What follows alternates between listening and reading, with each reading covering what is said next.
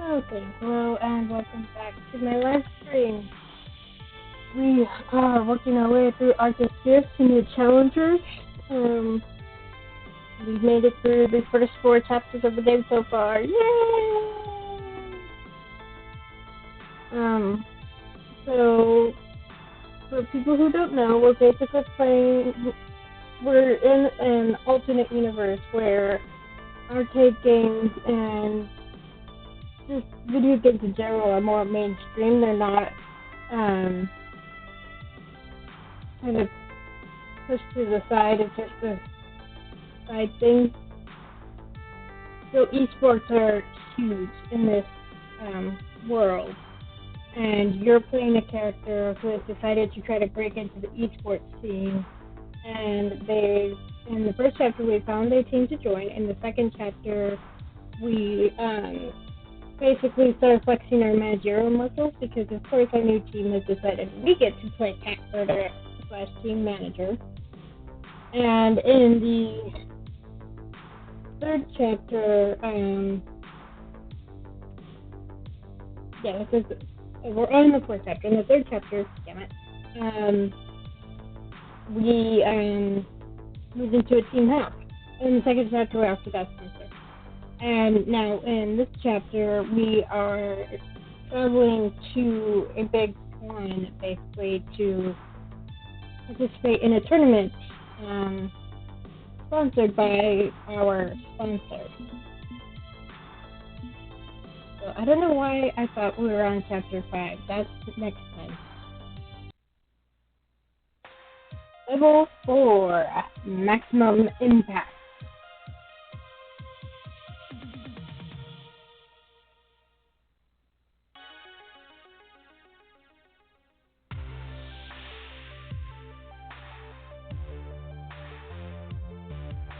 What's up, everybody? It's your boy Punchy78 here with Fight Shack News. All the fighting that's fit to post.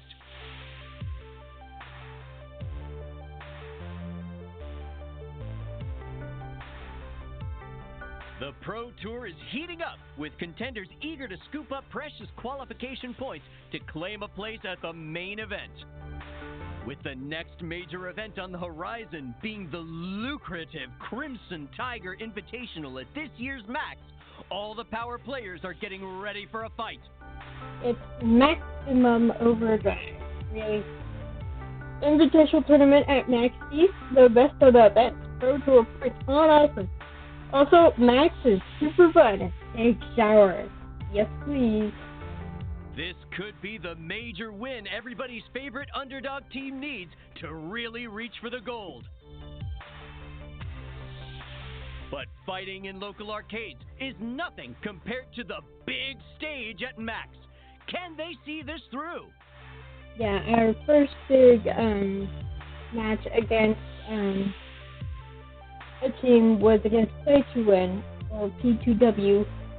And you have a rival who joined that team, and you either beat them or you didn't, and in our case we did beat them. And then the next major game was at a tournament sponsored by, of all people, Hamza, with the an FOD2 machine on the line. FOD2 is our game of choice, and we won.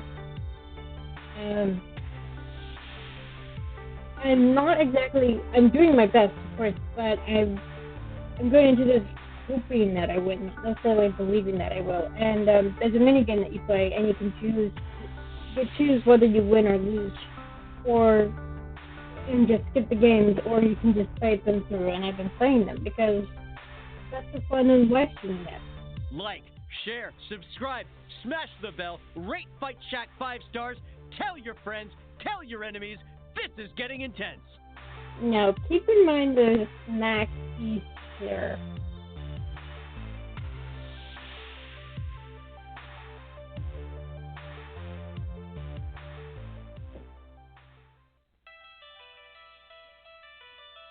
It is the distant future year 20XX, and I am on a roll.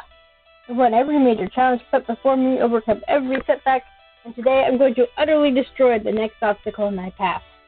And now I'm at the Crimson Tiger Invitational. If we win this, we curry favor with our sponsor and rack up some very critical Pro Tour points.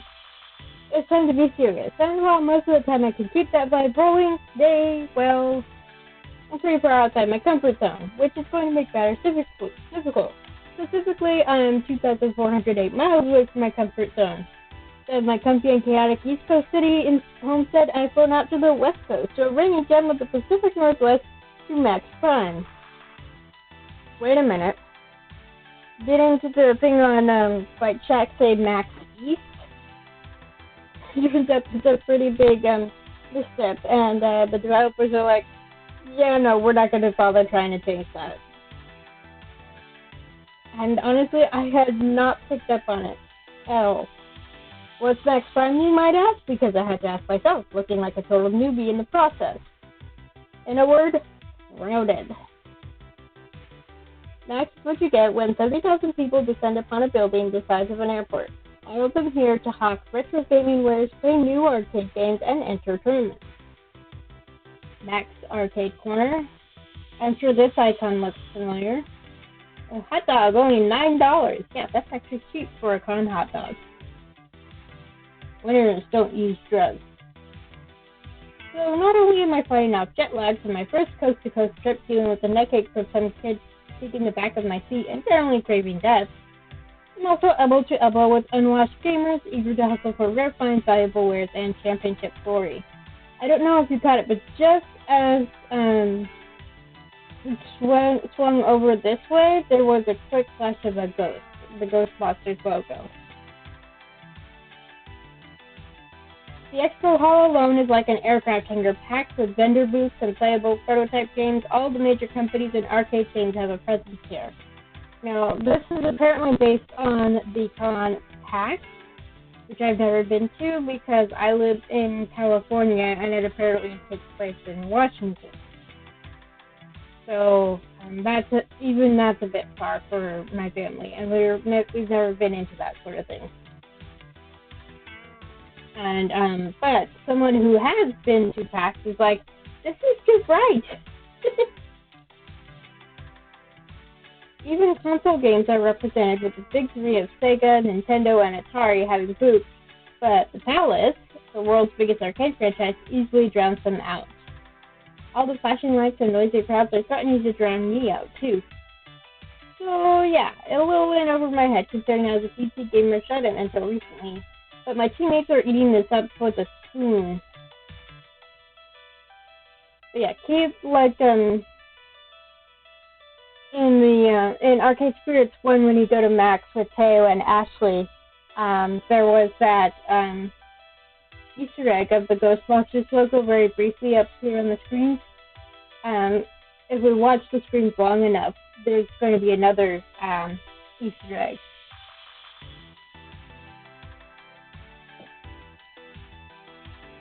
So yeah, I'm just the biofeedback Pro Mark 7 as fast as the speed of thought. Yeah, all of this would be I would be overwhelmed by all of this stuff going on. I do not do well with big crowds.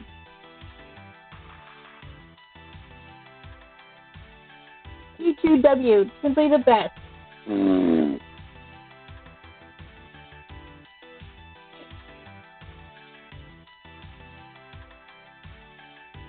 Sucks if we have a really cool logo. Here we go. 5-time champion Queen Bee of the Four Heavenly Kings meet and greet booth to 23, 11:30 a.m. It's Queen Bee!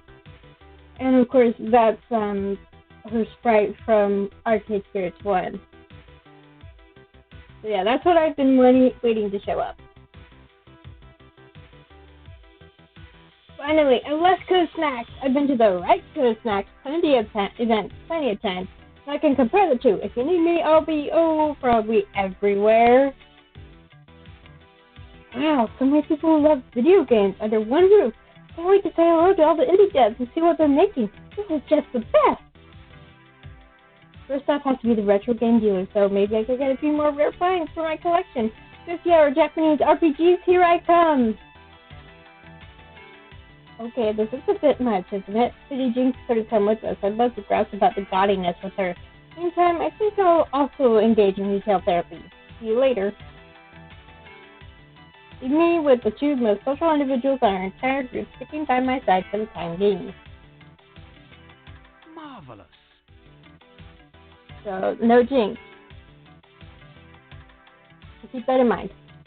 Such an intense atmosphere. I'd heard many a song sung of the wonders to be found at Max. I'll admit, little has prepared me for the reality. But I shall remain steadfast in the face of this madness, rest assured. I vibe with it. Behold, the wonders of Max, glorious and terrifying all at once. This is the second biggest Max I've ever seen, the first being Max East, of course. Luckily, I won't have to fight the crowds too much since I'm casting the matches for the Invitational. I've got a special VIP badge. I can come and go when I please. If you want to see Max in all its magnificence without a sea of bodies, I can let you borrow it after their show floor hours are over. Is this a bad time to mention that I haven't been in a room with more than 10 people in it since high school graduation? I mean, look at this. Where do we even start with this? Is there a map? Do I need a guide and survival gear? Should I swear to offer my tasty flesh as nourishment if we get stranded? I disagree, my friend. Now, it's not quite all that. But honestly, a guide isn't a bad idea. Lock it, I can be your Max guide. If you need anything, we're only a text away. Assuming to get it in service, of course. 70k people while battling to connect to the Wi-Fi is a tournament on its own. Ugh, yeah. Rhapsody is right. We will be by your side as needs be. Tally-ho! Besides, your focus today is the Crimson Tiger Invitational, yes? Put all this aside and keep your goals in sight. No need to engage with the teaming masses if you're really only interested in competitive play. Do what makes you happy. Sounds good to me. Agreed. Do what you want to do, and if you're getting overwhelmed, it's okay to take a break and clear your head. Remember that there is an outside. It does exist. One last piece of advice from your guide. Don't forget to have some fun while you're here. There's so much more to do than the tournament. Right. Tournament. Focus on the tournament. Okay, I'm ready. I'm ready to do this. This is my time. This is my hour. I can do this. It's another tournament, a very, very critical one that will earn us favor with Crimson Tiger and a ton of pro for qualification points, but just another tournament. Take a breath to calm my nerves and turn to face the combat arena. This huge stage, decorated up for the big showdowns between the top professional teams, all invited by Crimson Tiger. Its aura flows into the surrounding boots and right up to my toes. Soon I'll be taking the challengers there, so why not get the lay of the land? Taking on challengers there we go. So why not get the lay of the land? It's good to know what I'm getting myself into. Using various hand motions and signals, I let Rhapsody and Loxley know I'm going to wander towards the stage to check it out. They nod in approval. I try not to get lost on the jaunt over to the stage. I approach the impressive stage and... Wait, why is there press gathering by the stage seating area? The actual tournament doesn't start for another hour. Which is why Crimson Tiger is proud to announce a brand new sponsorship of Team Play to Win. What? We're happy to work with Victoria Proud, whom you may know better as Valkyrie 2-time EVO champion and coach for Team Play to Win.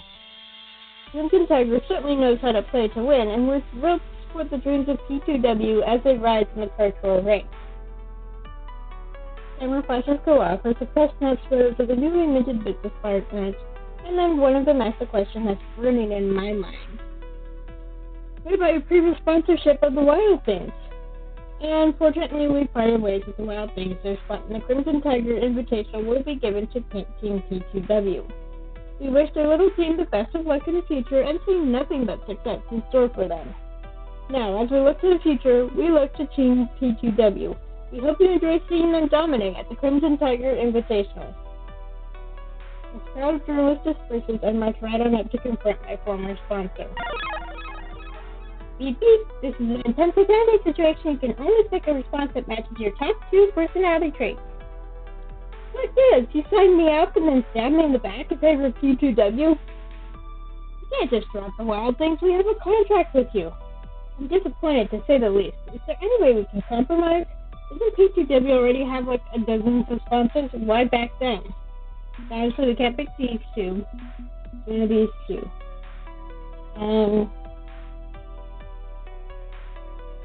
Okay, this is Victoria Valkyrie pushing my buttons in hopes of making me really annoyed and mad. So we are not going to play her game. We're going to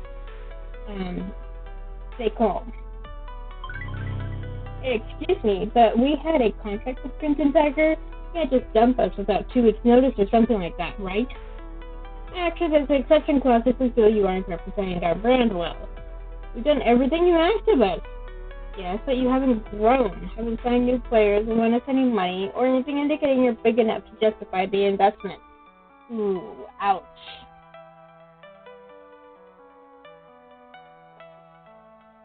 But on the plus side, we've already paid for your trip to Max. Enjoy your hotel room and the convention at your leisure. Plenty of fun to be had even if you can't play in the tournament, right? You'll excuse me, I've got other business to attend to. But my former sponsor, Fleeky, and also the one who really backstabbed me, stands her ground. We lock eyes and she takes a step towards me. Victoria Brown, back-to-back Eagle champion known as Valkyrie, owner of Team P2W, most powerful woman in the industry, almost gentle in her expression. Could that be sympathy? Defeat is never easy, I know. You think? But in reality, this is me doing you a favor. I know it's hard to see right now, but that's the truth of it. Right, you're doing me a favor by taking my sponsor away from me. When you have plenty of sponsors. Yep, excuse me? You're way in over your head, and you don't even realize it. I've been grinding the pro gaming scene all my life, from the original Street Fighter through to Fist of Discomfort 1 and 2. I've been here, building the scene, while you were busy tinkering with building blocks in preschool. Ouch. And that's not a dig at you. I'm trying to point out that I've been in your situation before, making the exact same mistakes you are. Nobody was there picking me up when I fell. No one helped me.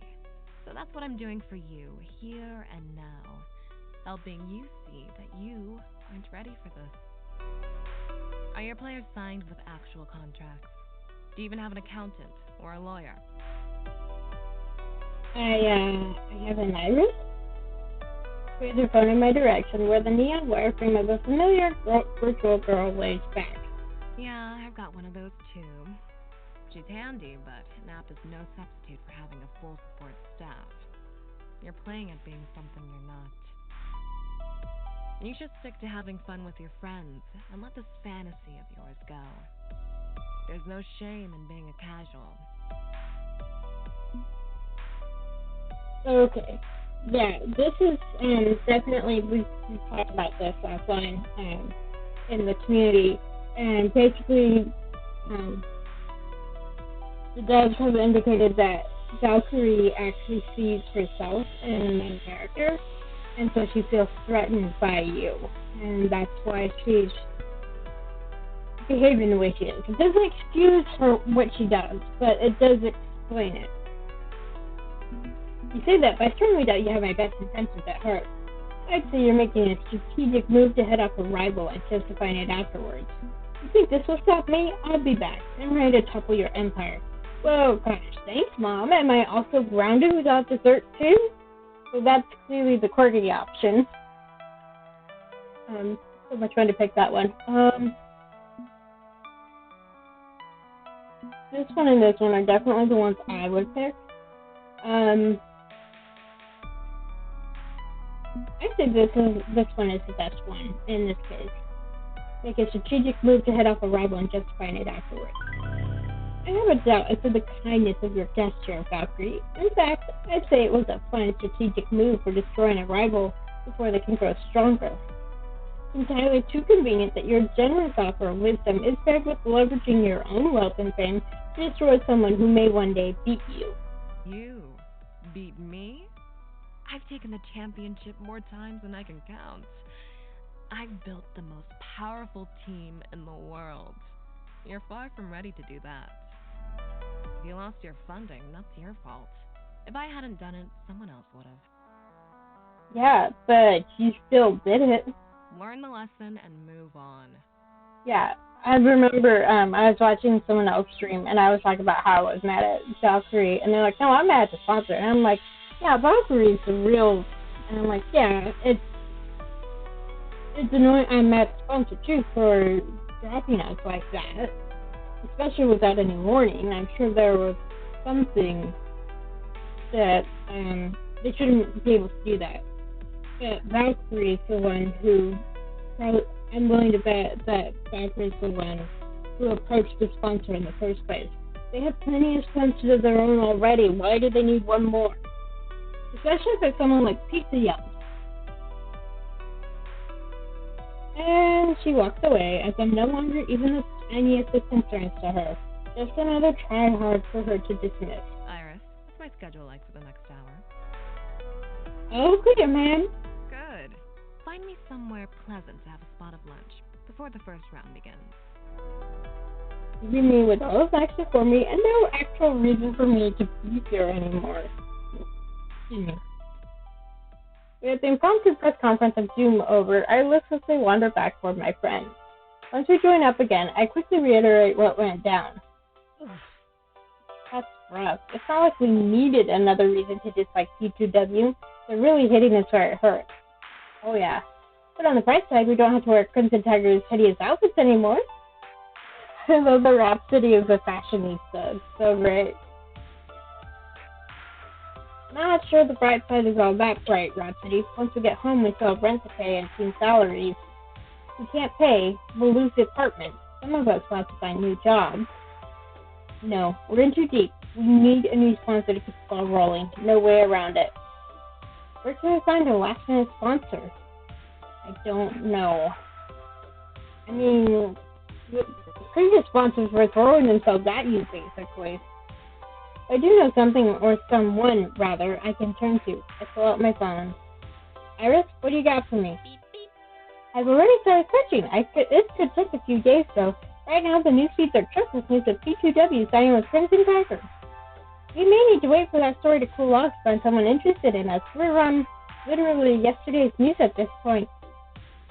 I'm not sitting around waiting. I'm the coach, the responsible cat herder. I gotta get on top of this as soon as I can. I should probably head back to the hotel and do some status research. Not like there's any reason for me to stick around here anymore. Indeed, you could do that. Or you could take a break from being a manager and let your friends help you out instead. Rhapsody and I can solve this problem. What? No, it's okay. This is my job. You don't have to. I insist. I'm your sword arm, yes? My liege must rest and recuperate while I tirelessly fight this battle. Besides, I have many talents which may apply. Making contacts, networking, wheeling and dealing. I have experience in such matters. Setting up possible new sponsors for us will be child's play. Yeah. Actually, that's right. I might have a few leads myself. It helps to know the right people, and I can track them down in between casting matches. Leave this to us, just Donnie. You and the rest of the wild things go have fun. You've done plenty for us already. Let us return the favor. Yeah, I was talking in my Loxley voice there. The first arrived at Good Thing Fun, I lamented having all these chores and duties, but now handing them off feels weird. Oh my gosh, I'm feeling responsible. Oh no! It's like I'm admitting defeat, like I've failed. But if someone else is opting to pick up the burden, well, maybe I should take them up on that? There's no shame in it, right? I guess it could work, but are you sure? I don't mind, really. It's my job to figure stuff like this out. Honestly, between my allies and Rhapsody's industry connections, we're likely better positioned to do this than you are. That's right. Loxley said he's with the ghost monsters, and Rhapsody shoutcasted the match between Queen Bee and the demon, I guess you could call him, in AS1. And Rhapsody's been in the part of the esports scene for a while, so they would definitely know people. Weren't you a complete shut-in before you met us? I wasn't a complete shut-in. I did go down to the corner store to buy more nachos. Sometimes. The pinnacle of diplomatic prowess, that. Shall we? Right, if we should fail, nothing is lost, yes? You and your Iris simply resume your efforts after this weekend's festivities. You've earned a break. If you overwork yourself, you'll burn out. We've all seen you putting in the overtime getting everything together for us. True. So let Leslie and me take a shot at this, okay? You're not wrong. I haven't slept well this last month, as we moved from practice session to practice session, online tournament to online tournament. And the times I woke up in the middle of the night in a cold sweat with the images of pixelated smiles burning in my brain, well, those sure didn't help either. Okay, I put it in your hands. Excellent. You may rely upon us. Meanwhile, where's Max? The nexus of fun and games. A perfect opportunity to immerse yourself further in arcade culture, yes? Nice. Now's the time to go out there and experience your first Max. We've got this. Aimless and directionless, me, an FW2 junkie and PC gamer versus a thundering herd of arcade fanatics. This is not a matchup I can counter. I should definitely seek out my friends. I don't mind playing second fiddle to whatever fun they're having. Who do I want to look for first? Fortunately, Iris has a map of the convention center loaded up and ready, complete with handy icons representing each of them. Okay, so Zapper, Domino, and Grave. That's a pairing I didn't expect, but that's cool. That's cool. Punchy 78. Oh my goodness, we could actually talk to him. And Jinx. So we can only talk to 3 of them, and there's 4 options as per usual. Let's see. Okay, it'd probably be a good idea to talk to Domino and Grace because my Domino thing is kind of low. Okay, that's how the Domino and Grace. Take some poking around through the crowd, but eventually locate Domino and Grace in a maze of game vendors. The booths range from makeshift table and crate arrangements right on up to glossy and flipped storefronts, but they all have one thing in common: games. Games and games. Games with games, games and games and games. Woohoo! Ooh, they have a dinosaur peak. That's so rare. $4,000 is a bit steep for it, though. Whoa. A bit steep for an 8-bit video game cartridge? Oh, yeah, this is another interesting contrast because she grew up in a wealthy family, and Domino has indicated that he's basically riding the poverty line. Oh, yes, the empty box alone can go for $1,000. I like the words to adequately express the nightmare horror of this scenario. Hey. Chistana, come to engage in retail therapy with us? We are purchasing tokens of nerd culture so that we may signify our identification with 30-year-old technology trends. It's not really that cynical, I promise. It's so finding these rare artifacts of the game generations that came before me. We can really learn a lot from the past, you know? Agreed. I've got an MS-DOS collection the size of... Well, the games were tiny back then, but relatively speaking, the size of a truck. We could use a truck about now, actually. Filled with a pair of plastic bags, each straining mightily from the weight of the rectangular plastic wedges within them. Today, as we go on a grand safari through the jungles of retro gaming, I am Grace's beast of burden. I mean, if it's too much for you to carry on, though, it's okay. I don't mind taking a bag or two. It's really no bother. That was an exaggeration for comedic effect, Grace. Don't worry. Right? Because sarcasm does not register well with Grace. Oh, okay. I mean, I'm just saying. I didn't mean to burden you or anything. It's fine. We cool. My arms may stretch a few inches by the end of the day, but hey, gravity is a harsh mistress. Since Domino's love for cynical wordplay is going right over Grace's head. No surprise there. Yeah.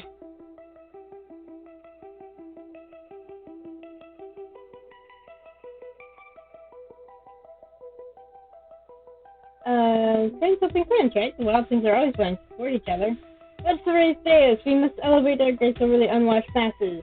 How about I run some packages back to the hotel for you? Let's do it this way. Easy solution. I take some packages back to the hotel. Less stuff for either of you to carry. I don't have much to do anyway. Rhapsody and Lex are dealing with the sponsor situation, well, no tournament. Right, heard about that. That's fine. Cheer up, Tristana, we'll get through this. I just know we will. That sounds great. And I think that's a great idea. You can sit back to our suites and dump off everything I've bought so far. Okay, almost done shopping? I can tag along while you finish up. Almost, just one or two more things I'm looking for. Hey now, Domino points to a plastic game box on a nearby table, eyes lighting up with mad glee. Whoa. The Silent Hill HD collection, and only $5. Why, yes, I think I will spend my hard-earned coins around on that one. I always love the idea of a horror game where the only real monsters are the ones you've brought in with you. That would appeal to Domino. What? Oh, don't buy that version. The HD remaster is really awful. If you want to play those games, we should get the originals. I can't afford the originals. I mean, if I had that kind of money, I'd be grabbing Earthbound instead. Oh, what a colorful, happy game. I know, it's got death cults, police brutality, and the final boss is a surreal manifestation of violation and agony. Isn't that great? That's just a theory. Anyway, we could get Earthbound for you. There's a loose copy here for only $200, practically a steal. The cost was much higher back in 2000X when people were investing in retro games rather than simply enjoying them. Let's do your favorite game. I'll pitch in. What do you say? If I had that kind of money, sure, which, as noted, I do not. And with our sponsor situation kind of up in the air, I'm thinking fewer three-figure impulse buys is better, right? Are there any cheap digital options for getting that game instead? Or just download a copy and play it in an emulator. Much easier. It's just offered to buy it for your teammates to explore each other.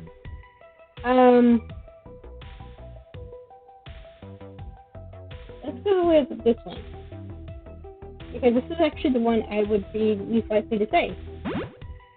Isn't this what emulators are for? Just download a pirated copy and have fun. Oh, no. But that's illegal. So it's not like buying an overpriced secondhand copy. The game gets the originals without worth any money. It's pouring just a little bit more ugliness in the world to yo-ho-ho again, but screw it. I've got worse things under my belt. Anyway, I'll grab a copy when I get home.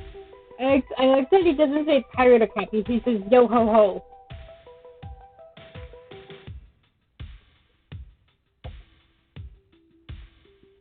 Okay, but after the wild things make it big, we should go ahead and buy the actual game, too. Yeah, sure, that tracks. All the more reason to get a new sponsor, so maybe one day Domino can buy the things he wants without settling for second best.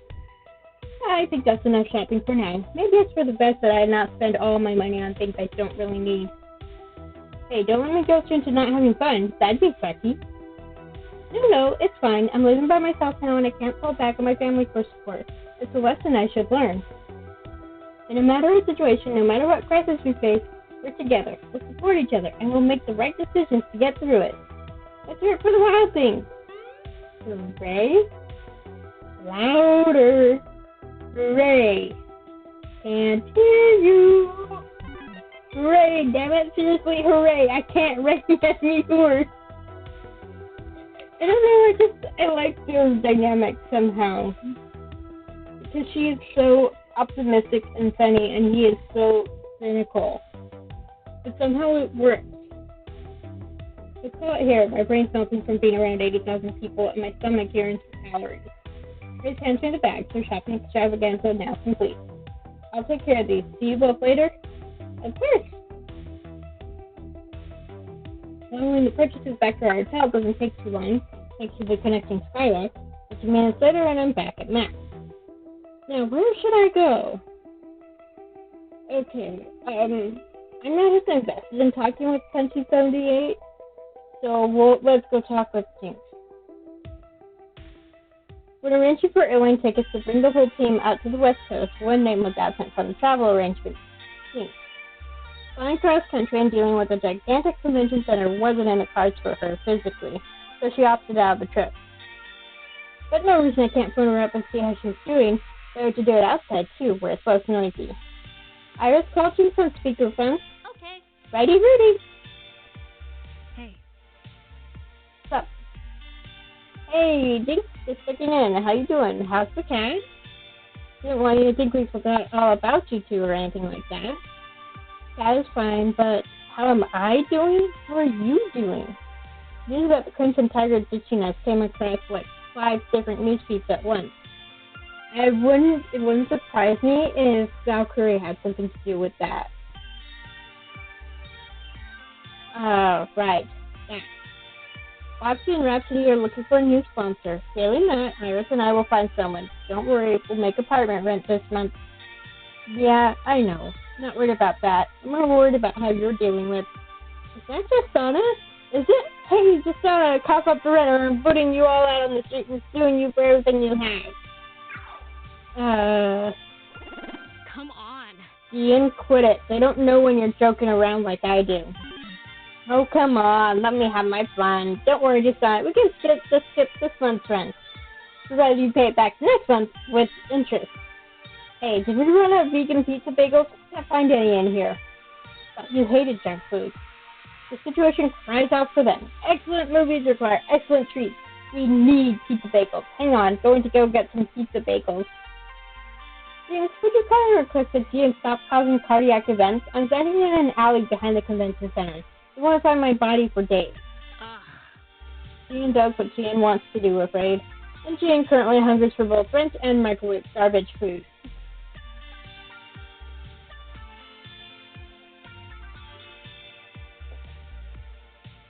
In the corner of my phone screen, I could see Iris sighing happily at Jan's choice and snack selection.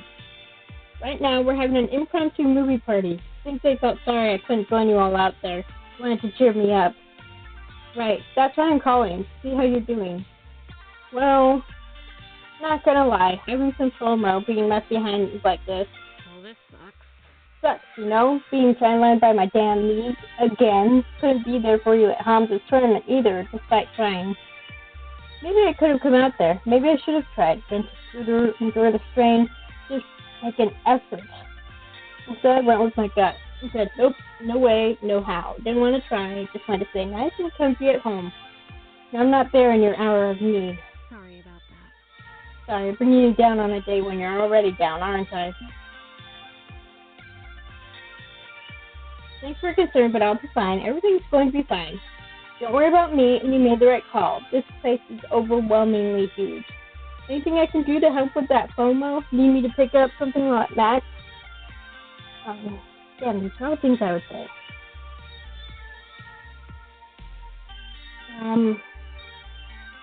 Let's go with this one. You're only missing out if there's something here you really want to do, and from what I've seen, it's all playing games or shopping. Anything I can grab for you while I'm here? I don't mind being your practical-ish show. Good point. Fast Price 6 soundtrack. I thought we don't like to talk about Fast Price 6. I know there's no connection to we don't talk about Bruno, but just the coincidence makes me laugh. You don't, except how it had really amazing K-pop to drift to. But the game's been buried in the deepest hole of the earth and covered with dirt and then salted so nothing can grow, which makes finding the soundtrack tough. You can find me a used copy of the soundtrack on vinyl. Well, then I'm not supporting Fast Price 6. I still get to enjoy the tracks, yeah? Okay, seriously, what the hell is up with Game 6 anyway? Cancelled. Specifically, the game's director got cancelled, and for damn good reason I don't want to go into right now. Bad stuff. Okay, and this just makes me even more curious. For the record, you do get to find out what happened exactly. Well, not exactly, but you do get more picture. But, yeah. I don't remember anymore what it is, but it was definitely... I was like, okay, yeah, that's a good reason to just ignore Fast Price 6. The Fast Price community turned their back on the game after that and patiently waited for a follow-up made by someone else. Maybe it's unethical to enjoy any part of the FC6 after what he did, but the musicians were to blame, and I'm not hardline enough to go completely cold turkey. Good. Find me a copy of the soundtrack and we're set. Sound good? I'll see if I can find it, but if it's that rare, no promises. Understood. There's no more pizza bagels downstairs. How can we have a Yay family movie party without pizza bagels? If the corner bodega is somehow also out of pizza bagels, heads will roll and blood will spill.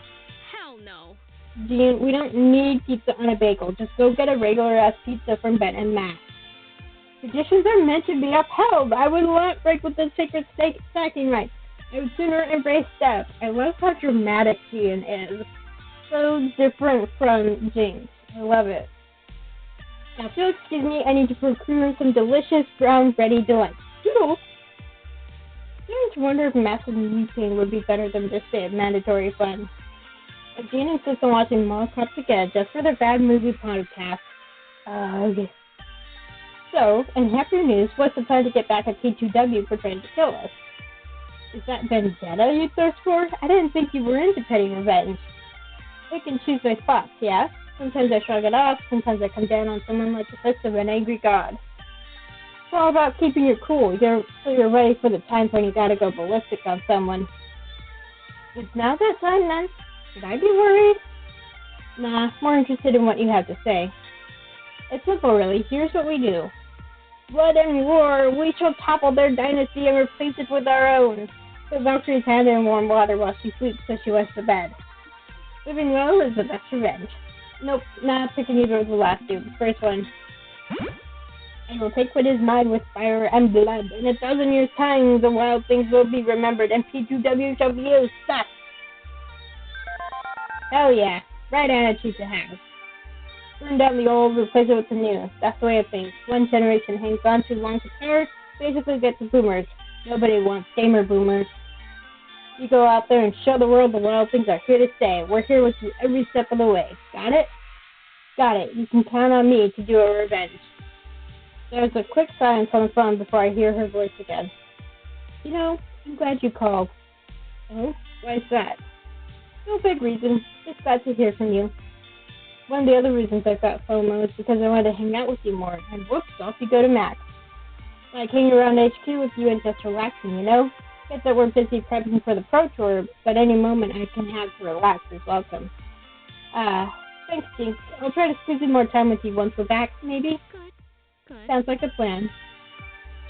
Oh, is that a blush? Oh, not quite a blush, but... Before I can say anything else, I hear a door slam and a squeal. Pizza bagels obtained! Now, who's up for Mall Cops 2 this happening? That's my key to go, I think. See you later. Later. Oh my gosh.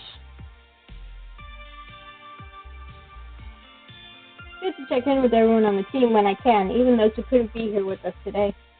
And it's good to hear Jinx like spending time with me. I wouldn't mind doing the same.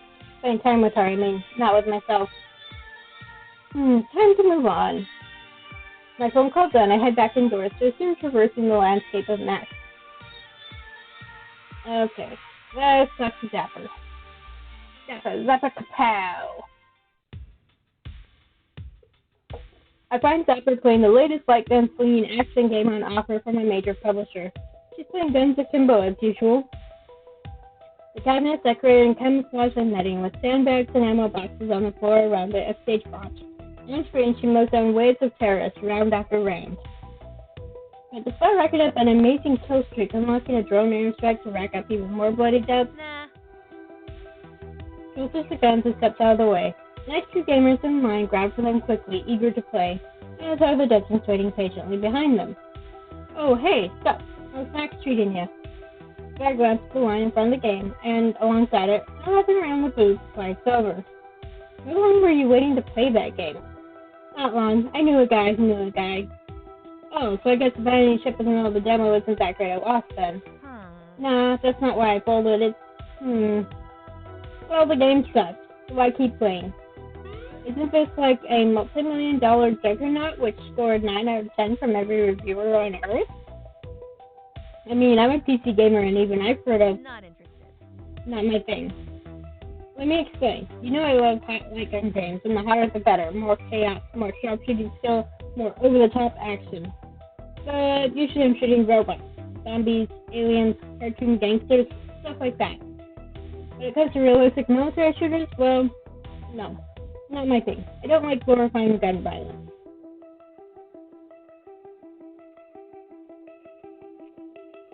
I agree, it's a bit sadistic, isn't it? Earning points for cruelty.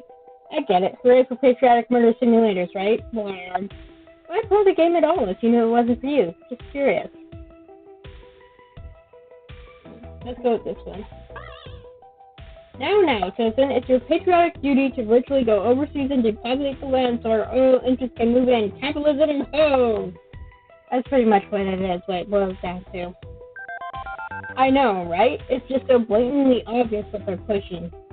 I mean, consider what would happen if you turned it around and were playing a foreigner going, oh, like, I'm in your base, killing your man. They'd throw a fit.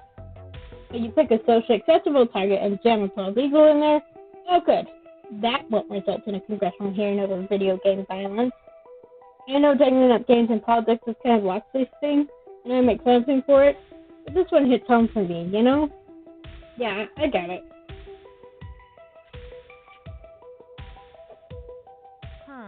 I'd say the main issue is that guns are awesome.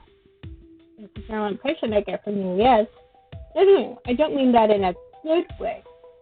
We don't use the word awesome in its traditional sense anymore, do we? To be filled with awe. Awe can be wonderful or terrible. This I love. This is part of the reason why I went ahead and picked Dapper instead of talking to Pension 78. Because it breaks down what awesome is supposed to mean, not what it's come to mean. I look at the cold metal precision of a mass-manufactured assault rifle and I'm filled with awe. If someone could design an object purpose-built for mass murder. It's a hell of a thing, isn't it? A hell of a thing. Like Oppenheimer looking at an atomic bomb and seeing the ghost of its future victims. There was a TV series.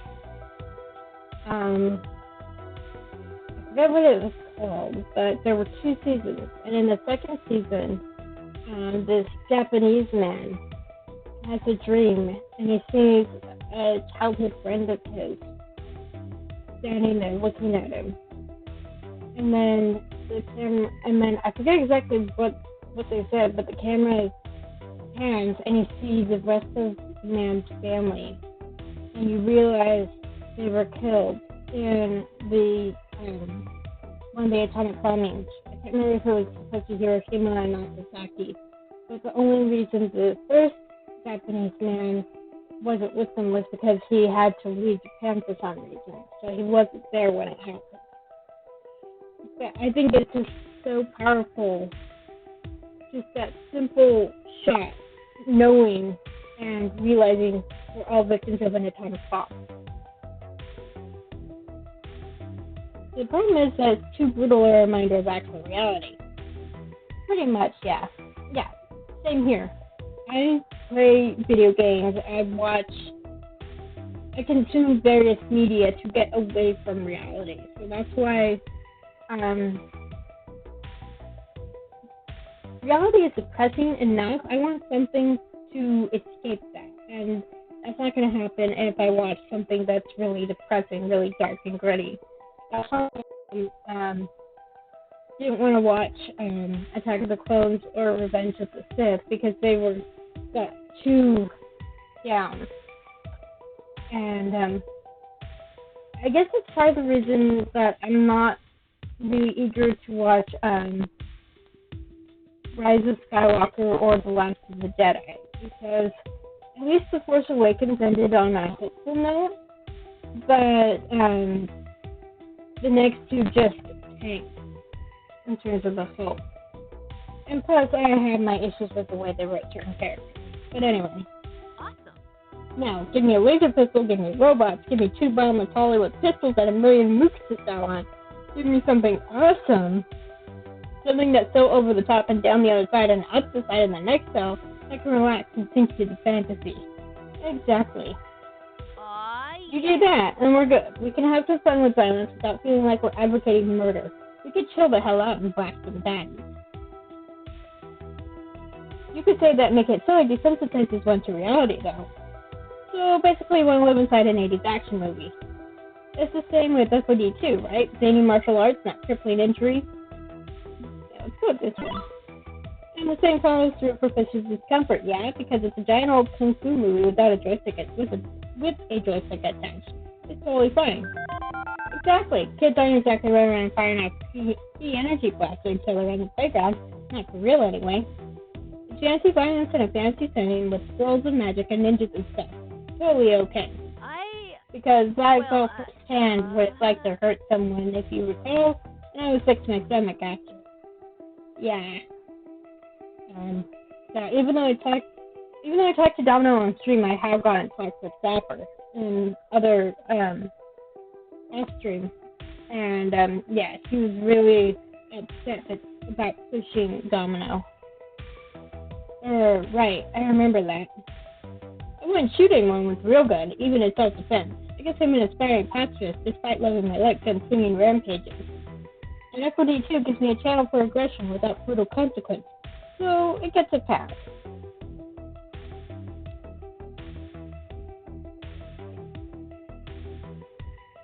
So yeah, this playing visual novels in a way is a way for me to have fun romancing people without putting that real person's heart at risk.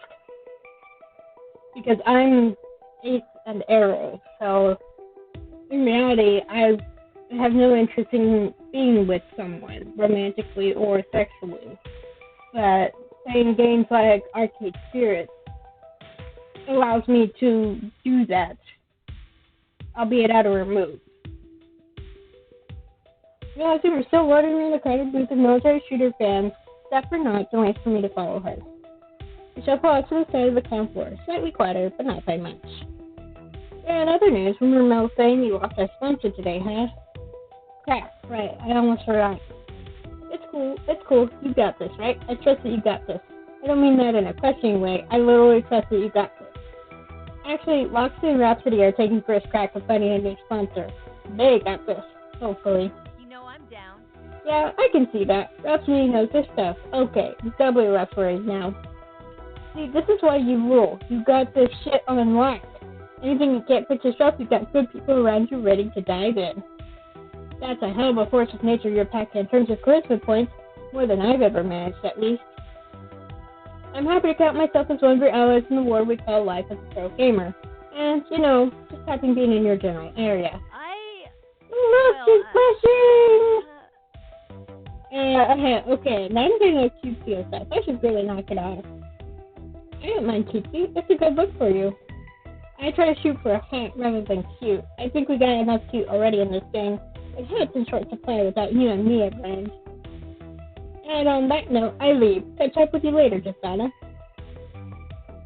Zapper blazes her own trail, and I never know what's coming next. Interesting game, these little peaks inside Zapper's head. On the outside, she looks like a mindless adrenaline junkie, but inside she's also an adrenaline junkie, but a mindful one. And unless I'm reading my signals wildly wrong, maybe she's kind of sort of a little bit totally into me, possibly? That's a nice thought. There's so much more to see and do. Where should I explore next? But before I can continue my journey into the depths of Max, I'm rather rudely interrupted. By whom? You! What? What is your problem? Why are you doing this? Hello, Coda. Still wearing his BTW jacket.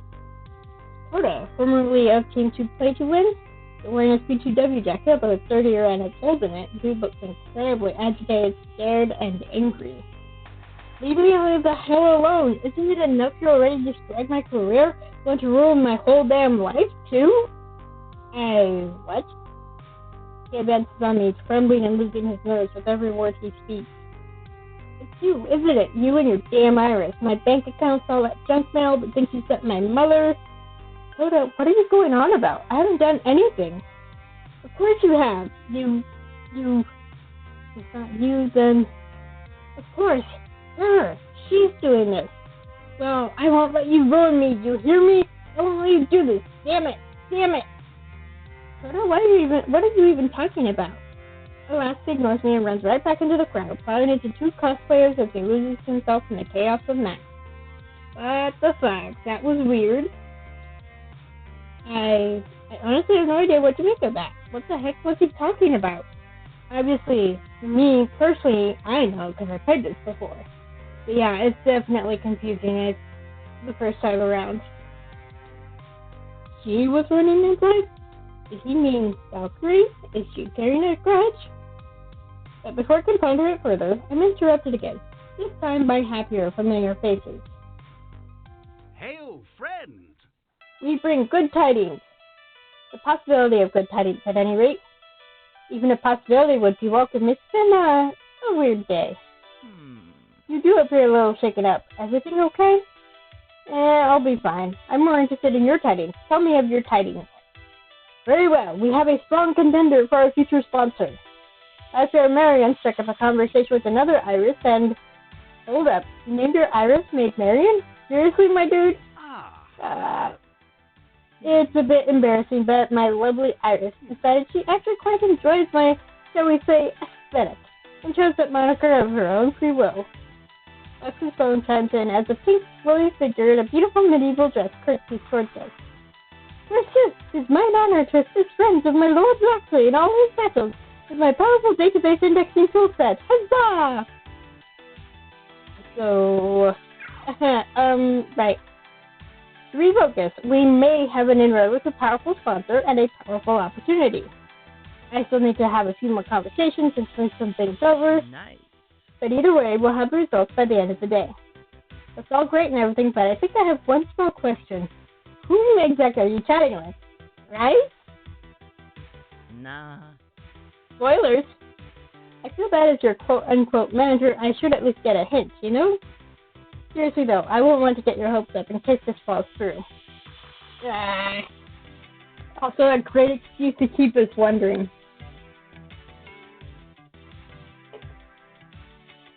It's already been a rough day for you. No need to make it rougher by promising you the moon and stars and then delivering nothing.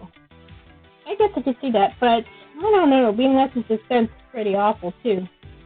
Very well, this calls for a distraction. Math is filled with those, thankfully. How are you taking to it all? You did seem a tad bit overwhelmed this morning. I'm adjusting. Everybody seems to be having fun too, which helps. I propose we keep the good times rolling. If you like, you can accompany me to lunch and perhaps accompany me as I obtain a certain arcade relic. So a glance from him confirms my suspicion that this is related to that creepy, brain-bending game, Polyamorous. He didn't want me getting involved, but I suppose I'm involved enough to the point where he'd rather include me than shut me out. Lunch is vibrating. Hold that thought. My pants are vibrating.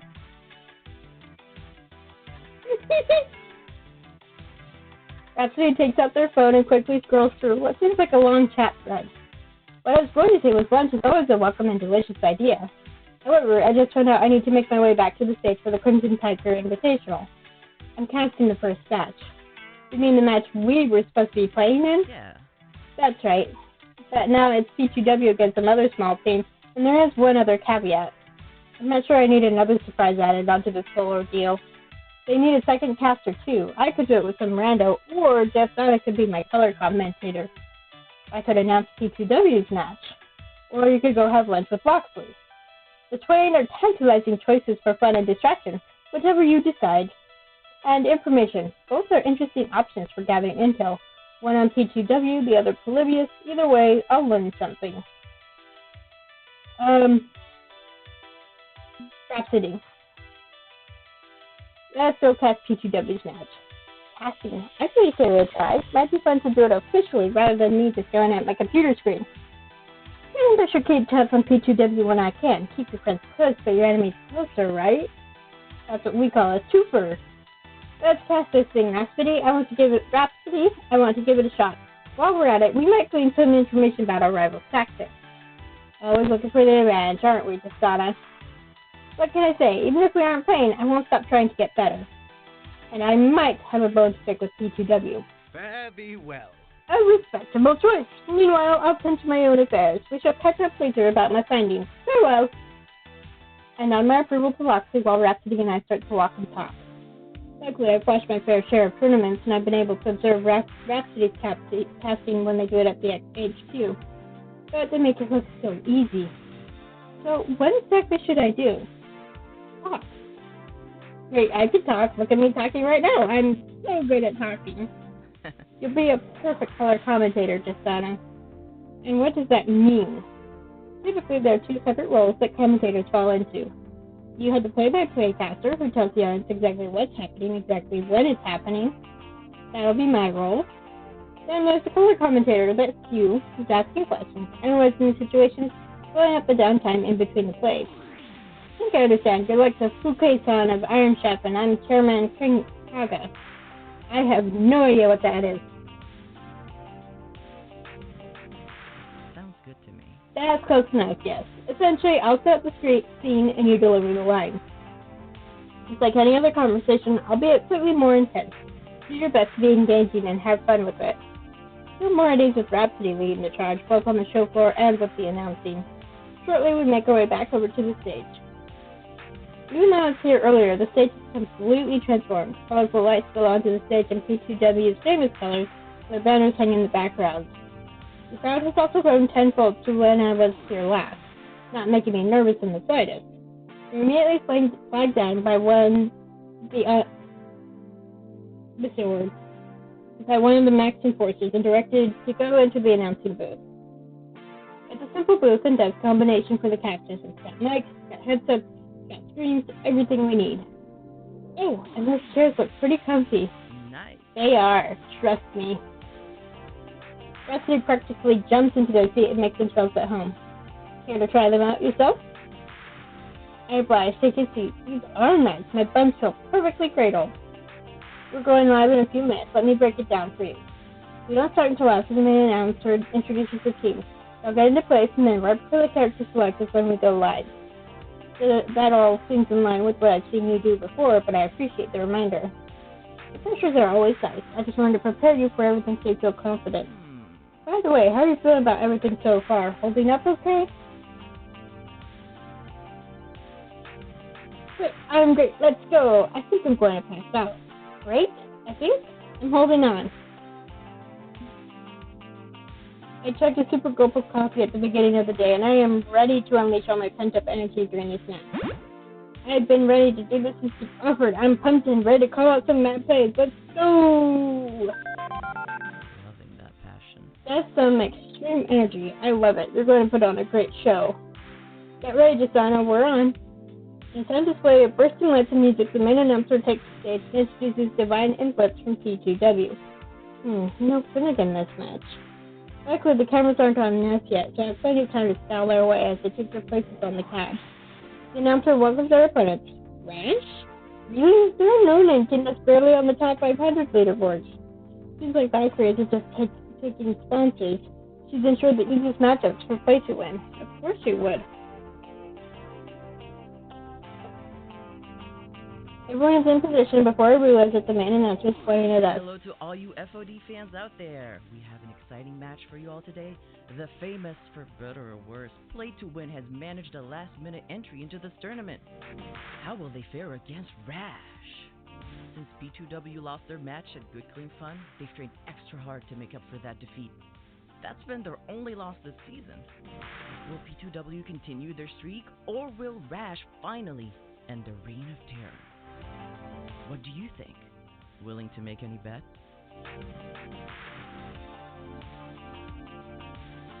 Maybe we'll see an underdog story. Don't discount Rash yet. I hope Rash packs the lotion. They're going to need relief from P2W's sting. It's too early to say. I'm sorry. I gotta pick this one. I love it. As much as I love cheering for the underdog, I'm not sure Rash can compare in skill. P2W have won several matches in a row and proved themselves among the pro circles. I sincerely hope they pack a first aid kit to patch up their wounds after this match. You may be right on that analysis, but the one thing I love is how unpredictable FOD always is. We'll have to watch and see. And finally, we're at character select. Predictably, Divine has chosen Akari, who is her strongest character. I would say that Divine and Akari both have fiery personalities, so it makes sense for her to know perfectly what Akari's moveset. Awe lights up in Rhapsody's eyes as they nod in my direction. We can vote to choose his name, Silent Blade. A good combo of attack-based champions. PTW certainly brings in the big guns. This Rash is having a quick huddle by the cab. Maybe a switch in tactics? Okay, they face the cabinet again in agreement, and they both selected Sensei, double control? It's not unheard of to select the same character. Sure, you're bringing in a powerful defense, but less with an extremely weak attack. It'll be very interesting to see how Rash plans to thwart P2W's assault. There's a quick pause from the transition of character selection to the characters spawning on the map. Rhapsody takes advantage of the break to remove its air headset. I follow suit. Loving that passion. You're doing great at this. Natural even. You should think about doing more shoutcasting with me. But before I can answer them, they put the headset back on, and it's your turn.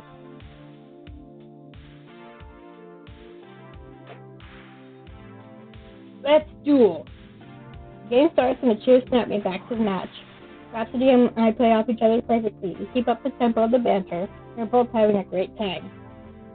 Things are going as expected for most of the match. If P2W is powerhouse in this matchup, Rash is getting trampled on.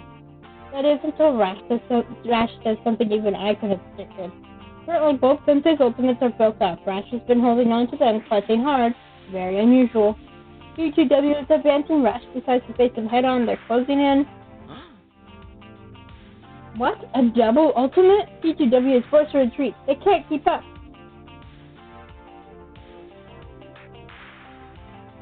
So, yeah, this is apparently Akari, and this is Silent Blade. And this is Sensei. So, I guess, this kind of indicates, what their strategy is. So, if you pay attention, to what character, in the, I can talk really. If you pay attention when you're doing the FOD2 minigame, you can get an idea of what they're most likely to hit when they go after you, whether it's attack, defense, or special. I didn't expect this to work. Rash going double Sensei has completely negated P2W's onslaught. That P2W's attacks are barely getting through. Rash was in perfect unison. Pulling that off looks a lot easier than it actually is. That was amazing. If Rash can keep this up, they might be able to push back P2W to their dojo. Imagine that.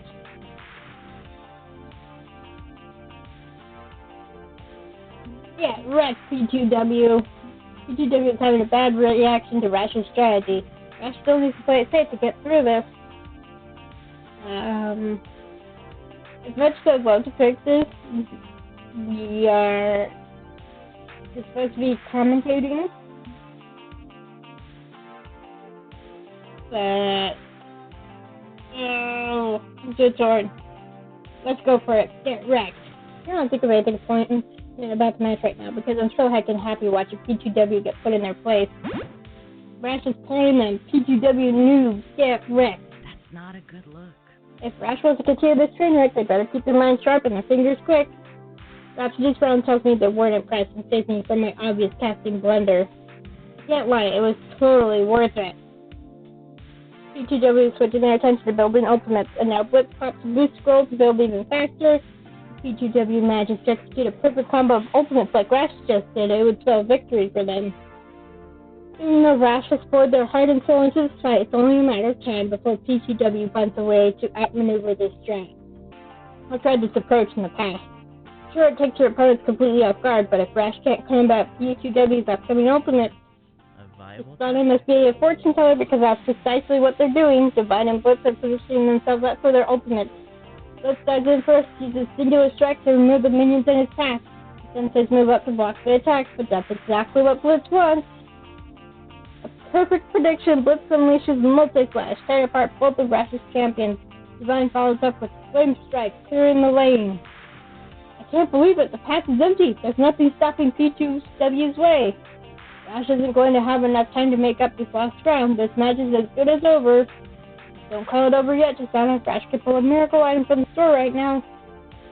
The only scroll that could save them is Heavenly Strike, and by the looks of it, Rash hasn't farmed enough minions to afford it. It doesn't look good. Those combos! Is it even possible? P2W continues the onslaught, destroying everything in sight. Minions are falling like flies. They've penetrated the dojo doors. And that's GG. Match is over. P2W decimates the dojo, and all Rash can do is watch the devastation.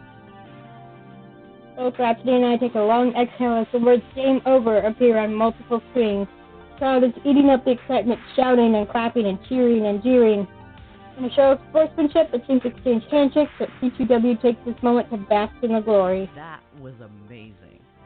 What an intense match just started. Rash gave it their all and almost caused an upset. Got to give them a mad respect for trying something out of the box there. That PTW saved themselves with a quick thinking and adaptability. That's true, not all the teams we've seen can come up close to that skill. Let's hope in the next matches are just as exciting. Hope everyone watching at home enjoyed that as much as we did. We'll take a quick break to see you after a word from Crimson Tiger. Rhapsody sighs audibly, collapsing in their chair. They're obviously winded from the match, but also I could sense a fighting aura coming off of them. That was so hype. I'm still shaking from it. Look at my hands. Rhapsody's hands are indeed shaking. They really get into these matches. I've listened to Rhapsody's casting in the past, but I couldn't fully appreciate it until I was sitting next to them. They completely transformed when casting. Hard to ignore their boundless energy. Even I was invigorated, feeding off of it. Eventually, Rhapsody stands up, lifting their hands above their head in a big stretch. The FOD tournament organizers messaged me during the match, and they found me another caster for the rest of the event. You're free to go and enjoy the rest of your match.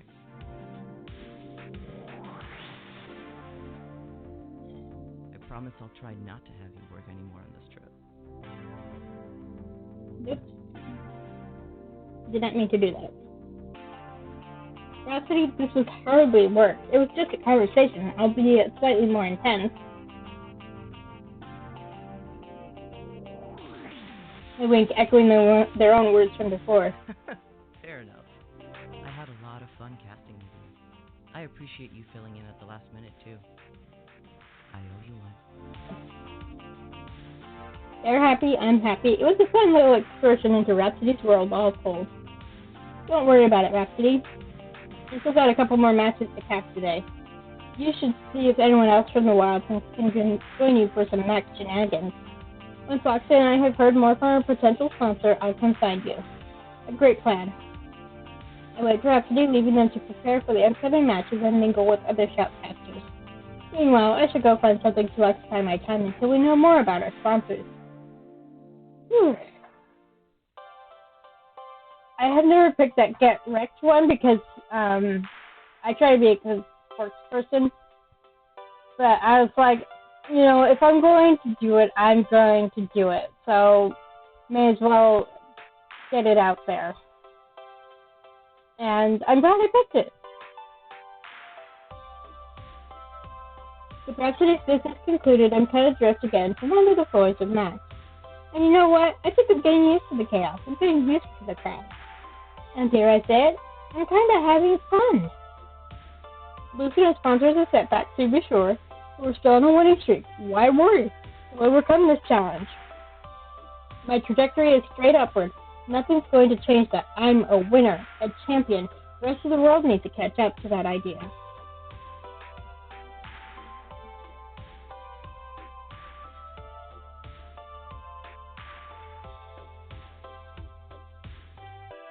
In the here and now, this map. There's fun to be had, and darn it, I should have some fun. Beep, beep.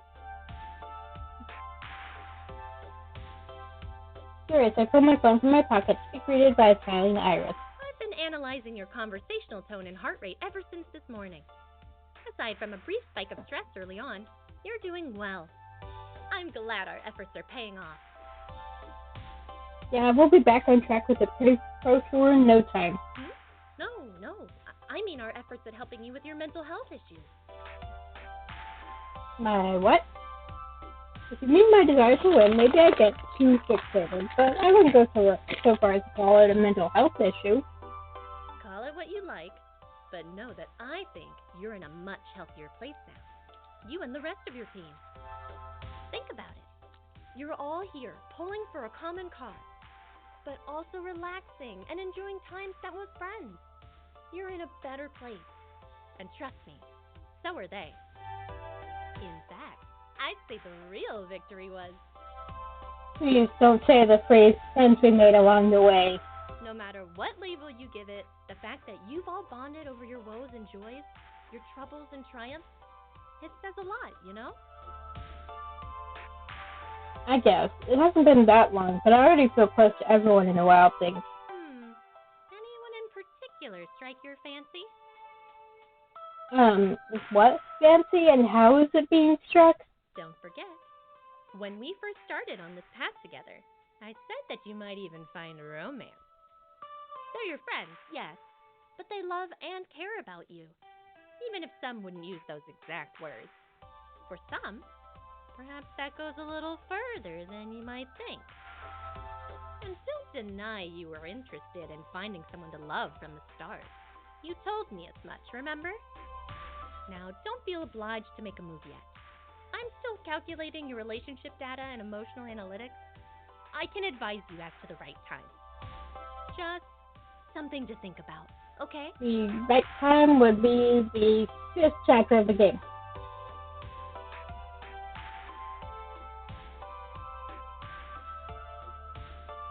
No, there is something that makes you feel all warm and fuzzy inside. I haven't really put serious thought to it yet, but okay, I'll consider it.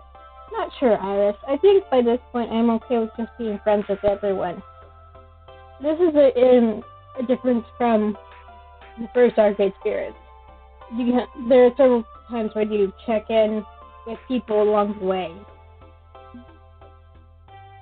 It's funny you should bring this up, actually. Now that I think about it, there is someone who I'd love to spend more time with. Ooh, who? You'd have to ask her, the emotional interpreter. Surely you can figure it out. Aw, but I wanted spoilers. Come on, please. Grace is so wonderful. Domino has a good heart. Zapper is excitement incarnate. Loxley's loyal and compassionate. Jinx is so quiet and intense. Rhapsody is so strong and passionate. Nope, no spoilers. Sorry. Nah, not going to spoil it. You'll find out when you find out. Boo. But okay, it's up to you how much data you want to give me. Thanks. I'll do everything I can to help you in your love life. Just say the word. Anyway, you've got the rest of the afternoon to spend with your friends. How about I open your map and point out where they are now? Sure, show me what you got. Now performing location search. Beep, beep, ding. Here you are. So Grace is happily playing every indie game she can find. Looks like Zapper's on the phone with Jinx while buying stuff. Well, is that my rival hanging around the palace booth? I think that's Domino loading around outside the building. We're going to talk to the rival. Our rival. Why is Finnegan at the palace booth? I figured he would be around at Max since P2W are participating in the tournament. Not still our sponsor, but at the palace? Shouldn't he be with his team? As if reading my thoughts, Iris chimes in. The main match has just concluded and now they're starting up the finals. P2W easily got through the ranks. Thanks for that, Iris. Finals don't start for another few hours, so Finnegan is probably enjoying Max. Just like you. I should go make sure that's what's really going on and that Finnegan isn't causing anyone any trouble. Iris and I continue our conversation as we walk through the show floor. The palace. Didn't the CEO flee the country after being out of for fraud and crimes and stuff? Their CEO being Deco Nami for the record. You mean Deco Nami? No one knows where he is or what happened to him. The corporation that Deco left behind rebranded from Deco's Palace to merely the Palace. However, they're still very strong and making life more difficult for smaller arcades. Of course they are. I sigh as I approach the overly bright, overly flashy booth. Compared to others, this one is twice its size. It's huge. Palace spares no expense at Max. It's a maze of ticket games, prize booths, and some more traditional arcade cabinets. They even have an FOD2 cab. And that's exactly where I see Finnegan. Finnegan is playing alone, and by the looks of it, is not having a great time. He appears to be haphazardly going through the motions of the game, not really paying attention to the game itself or his surroundings. So I take this opportunity to stand up next to him and press the second player button. The words, "A new teammate has joined," burst onto the screen, and we're brought back to the character select. What are you doing? It looks like you could use a partner. I don't need anything from you, just Donna. Why are you even here? I thought you and the Wildlings got booted from the tournament. Shouldn't you be sulking in your hotel room? Should I? No point in brooding when there's so much of Max to see and experience. Isn't that what you're doing? Finnegan just rumbled something indecipherable under his breath and continues smashing buttons. Something's definitely up with Finnegan. There's a cheeky attitude in this singing part. Normally he's the one leading the conversation, and this time he's letting me do it all. Even his clips feel lackluster. Everything okay? Something feels off. You're not acting normally. Why are you even at the palace?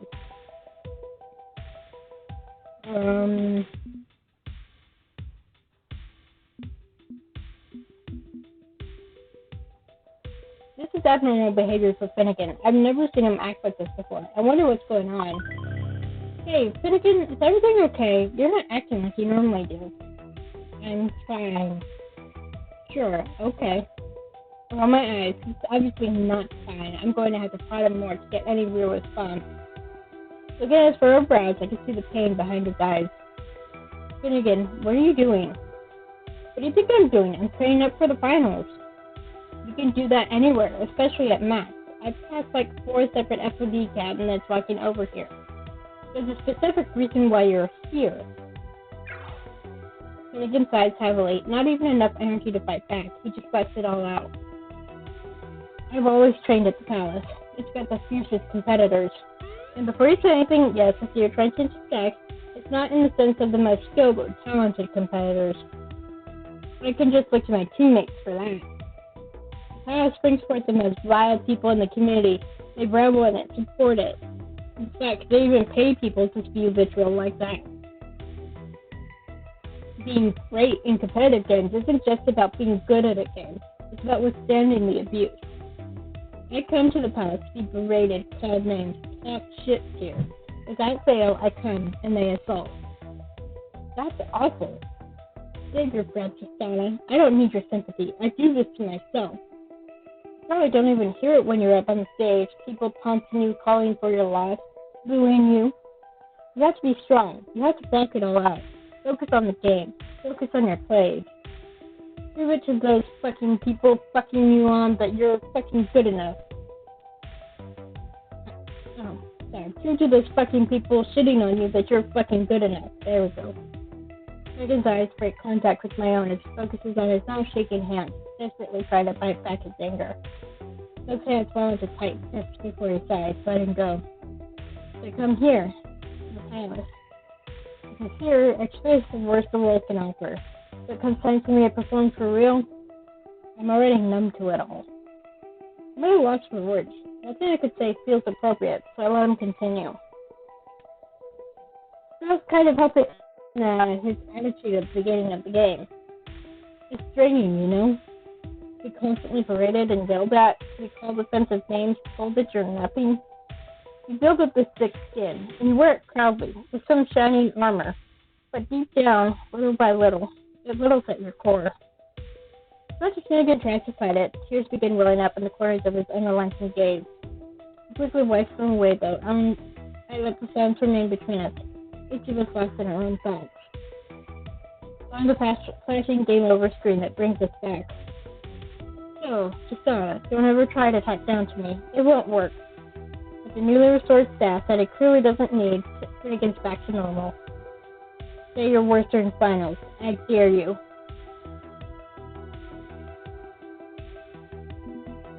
No, Finnegan, I'll be cheering you on. I'm not sure I'll be watching the finals. You're accepted. I'll say something horrible. Nope. Let's pick this one. Don't I have a sponsor to figure out for the wild things? I don't even know where I'll be for the rest of the day. I'm not trying to be rude, but honestly, I'm not sure if I can watch finals. I've got some business to attend to. I see Finnegan's lips curl into a slight frown. Listen, I wasted enough time with you. I have to finish preparing for finals. I don't want my teammates to get suspicious that I might be hanging out with the Legion. I'm out. Oof, that was heavy. I'm not sure if that made my relationship with Finnegan better or worse. It's always been hard to guess what exactly is going through his mind at any given time. I think I just got a little peek of what it's like. However, I don't want to dwell on it anymore. I need to go do something else to take my mind off of this. I'm still pretty far down there. Keep doing that.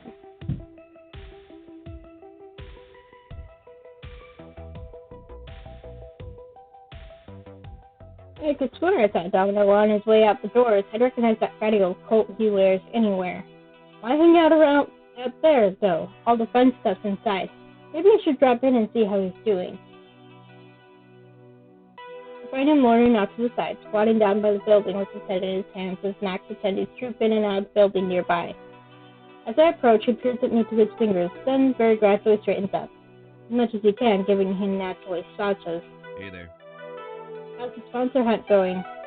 Cutting me off with a line of questioning before I can ask how he's doing. Very domino. So, I think Watson and Rhapsody may have a lead, but working on confirming it before getting my hopes up. I'm hoping, having hope. Right. Anyway, it's no big deal if it falls through. I'm sure Iris can find someone, anyone, willing to give us cash. My sources say yes. You can count on me, Justana. I'll make sure you and Domino and everyone are all set to conquer the gaming world. I'm already indexing some possible candidates in case our current efforts fall through, and she does that, doesn't she? Does what? Indexes stuff? This is in on all of your conversations? As far as for personality and relationship analytics, also handy when I need to recall a detail I forgot. Just click the history button in our app. Right there. If it helps, all my memories of Justana's conversations are heavily encrypted. Even my sister instances in the Irish Collective can't read them. Respect Justana's privacy and honor their confidence in me. And can you actually turn her off? Yes. I think so. Would you prefer that? I don't know. Maybe. I'm in a weird mood. I want to talk. I'd like to talk to you, if you know what I mean.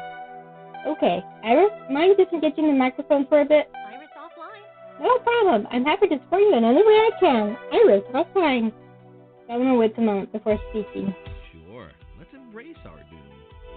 You know, she's probably going to end up being the kind of thing Isaac Asimov was warning us about, right? She means well. I don't doubt she means well. But everything that goes sideways in life, well, you could attribute it to the two major sins. Malice and incompetence. Failure is always an option. If she's not malicious, she could always be incompetent. She can always misunderstand human nature, and in her best efforts to help, end up causing the singularity of happiness. In the end, we may have to just hope that our new god is kind and wise. You said that Iris is both kind and wise? I'm sure. As for wise, well, I've been kind of encouraging her to do whatever it takes to support the wild things, but oh, gee, whatever it takes. The three best words in the vernacular. This can't possibly end badly. Can't think of any way in which that could backfire, can you? Okay, I see your point. I should probably stop encouraging that. Iris is powerful but useful. Don't worry so much. Grace made Iris, right? Grace is kindness and wisdom.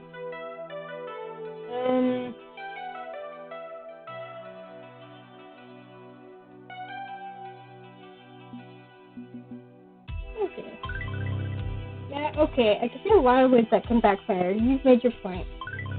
I'll have a talk with her after Max. That maybe curtailing someone for less than lawful actions. I can't deny she's a powerful tool and it's helped me out a lot. I'd have to hamstring her, but you're right, that's probably dangerous. No, probably about it, but thanks for hearing me out on this one. It's one of the many worries rattling around this tin can I call a skull. Anxiety is eating at you today, huh? Yeah, kinda. I had fun helping Grace obtain valuable geek tokens earlier, but man, the brands. It just got an overwhelming being beaten down by advertising on all sides. Makes me worry how much of our lives as gamers are neatly controlled and organized by these monolithic corporate whack jobs. And are we feeding that machine by pushing so hard for the Pro Tour, leaping headfirst into the feedback loop? I remember talking with you about gamer branding right before I moved into the apartments, yeah. Just Max sort of overloaded you on that front? You could say that, yes. You could absolutely say that. Being surrounded by this madness, well, I had to get out of there. Clear my head. And then you showed up with Iris, and that started me to think about how much control would go over to apps and social media, and now I'm pointlessly ranting and freaking out for no damn good reason, and I'm freaking out about how I'm freaking out, and you can see how this is not working. How can I help? Want to talk about it, or just need someone who will listen? Whatever you need. They're all extremely valid things to be worried about, Domino. Don't feel ashamed about your concerns. Deep breaths, Domino. In, out. In, out. Stop what you're doing, stop thinking, and just focus on breathing.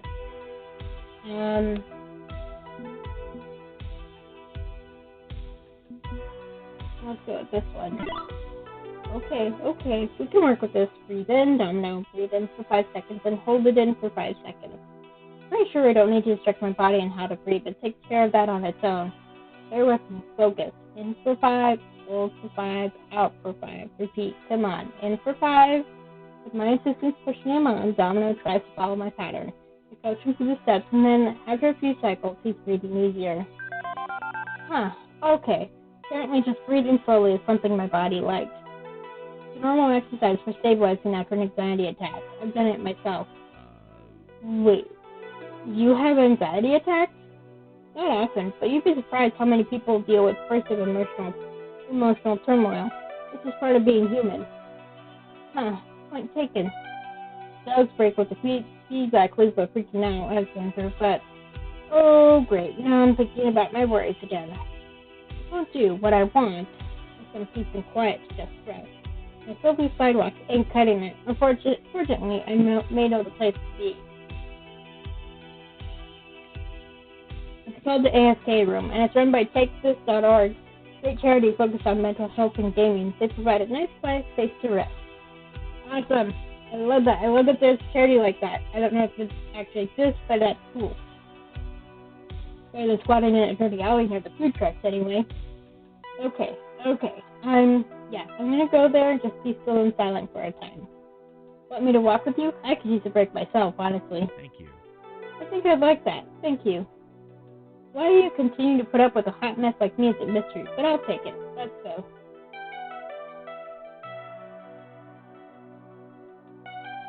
The AFK room isn't too far from the main entrance, thankfully. Once there, both of us have a chance to rest.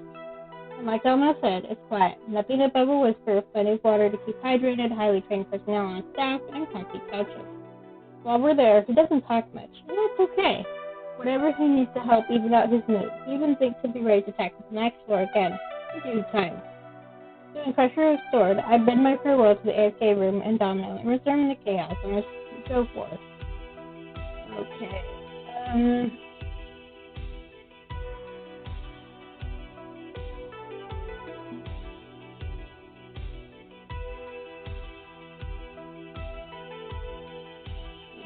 Looks like the episode's on with Jinx while buying stuff. Grace is happily playing every indie game she can find. Let's do this. Hello? Can you hear me? Your voice went all robot-y for a second.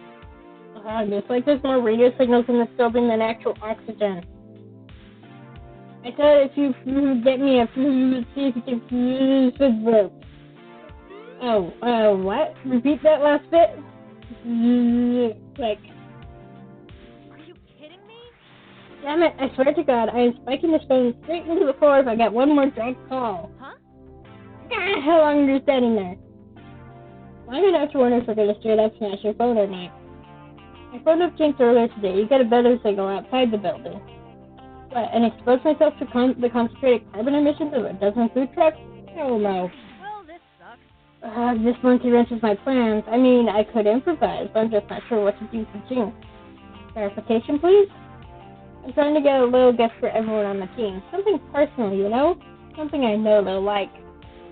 I got down a little vinyl pop figure of a sad anime boy. Roxy got a foam pixel sword.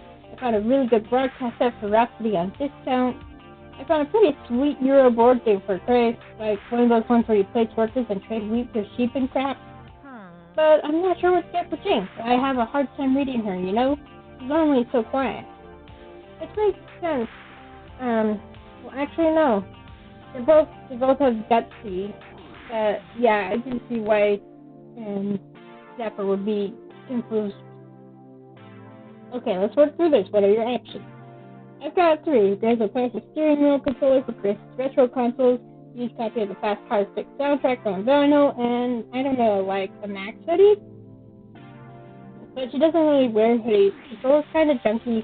As for Fast Car 6, or the guy who made it like did inappropriate things with a badger or something. Okay. It's making more and more sense why they don't talk about Fast Car 6 anymore. Help me out here, okay? What do you think she'd like the most? Okay, we're obviously going to pick this. Texting earlier, she really wants that Fast Car 6 record. Actually, when I was talking to Jinx earlier, she mentioned she wanted the soundtrack. Even if the game's shown, the music is good. I'd say you should get that for her as a gift. She'd love it. And that's part of the reason I picked that conversation option with Jinx earlier.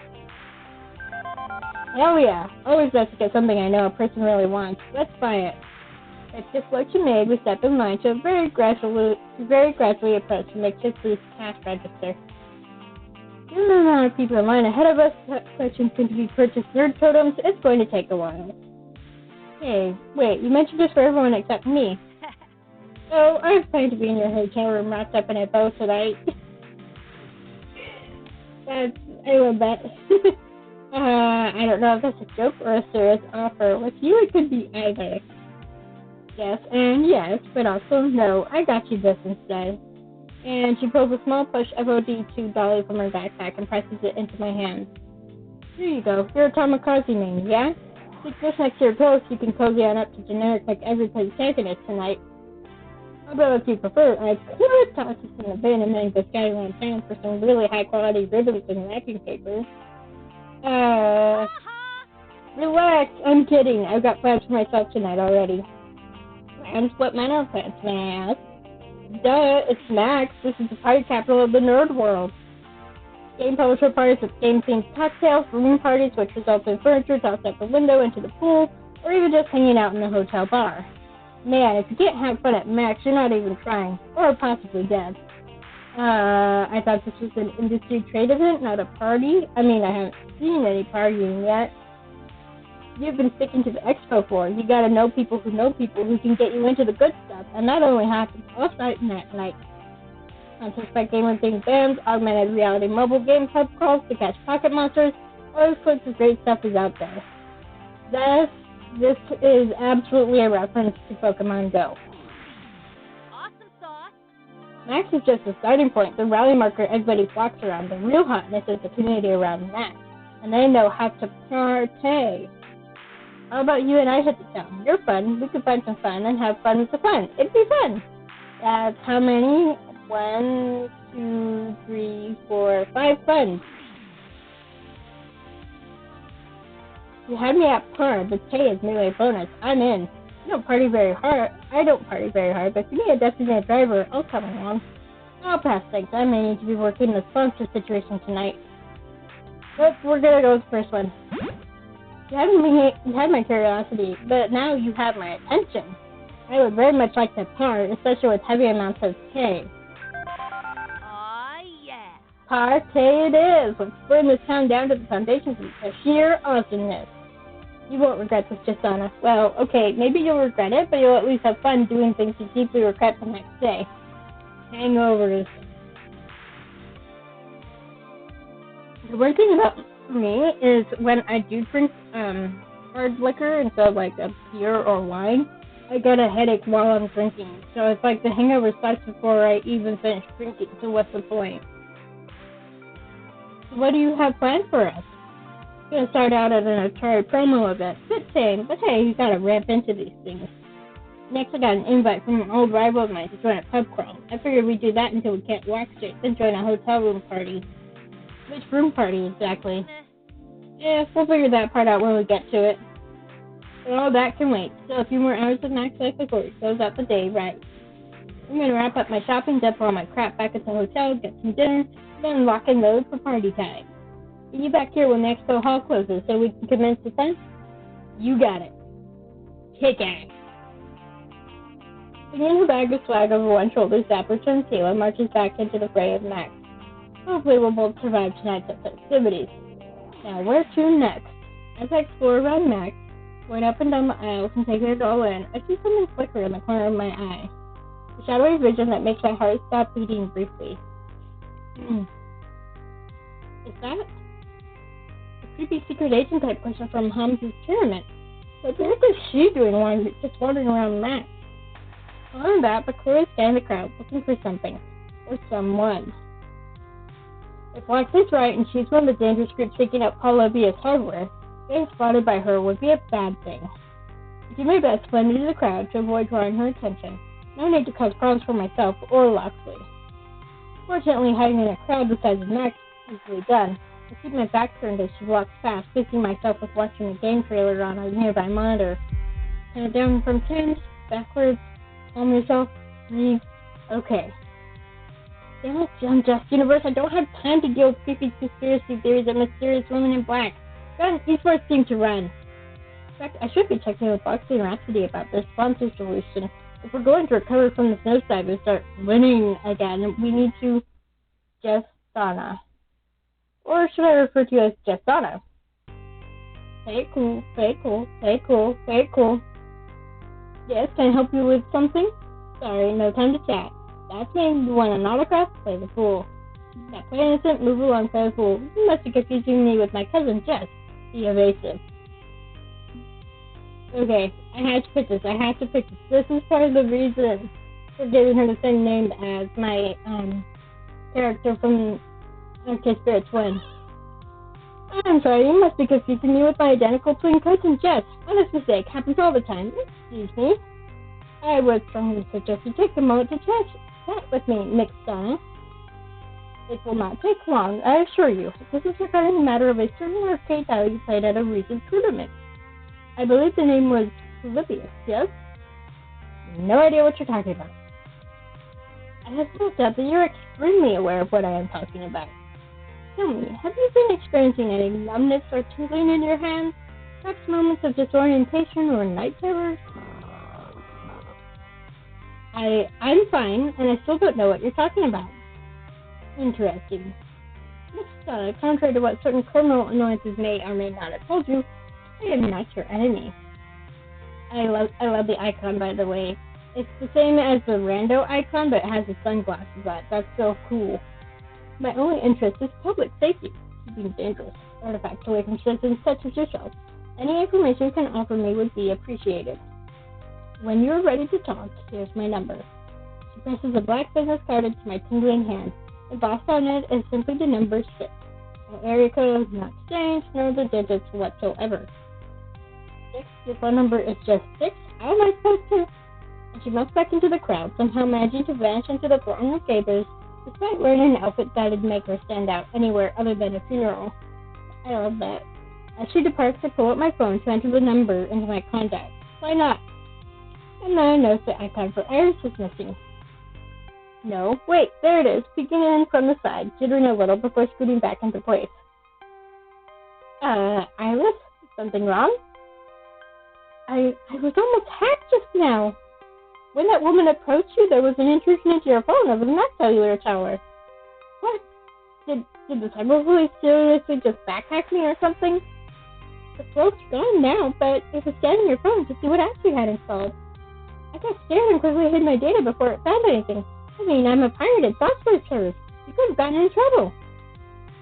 Largely implied she was part of a dangerous group that's trying to track down Polybius machines. And if your personality systems at some primitive level are based on Polybius technology, but she was looking for me. Good thing I hit them. We better avoid her in the future. Between Valkyrie trying to destroy our team for her own good, Coda accusing me of ruining his life, now a creepy agent getting all up in my business, this day is not exactly going according to plan. I'm supposed to be in the semifinals of a tournament by this point.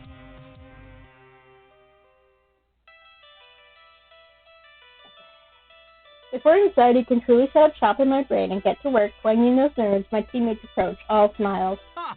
A fine adventure. Victory for the Wild Things. We have completed arrangements with our new sponsor. Don't celebrate before it's actually won, Moxley. We aren't quite there yet. It's going to be an interview process. Sort of. Are you being vague on purpose? Again? Actually, this time we're being vague under orders. Our sponsor wants to see how you perform with zero preparation. If you spoil what's in store, the deal is on. Seriously, is it too much to ask that something in my life be straightforward and simple? Yeah. It's a bit unconventional, but I think you'll be pleased with the results. Everything should be ready within an hour, and Rhapsody's ringtone, upbeat K-pop song distracts them. 1 minute, just found this might be related. You've gotta be kidding. Hello, this is Rhapsody.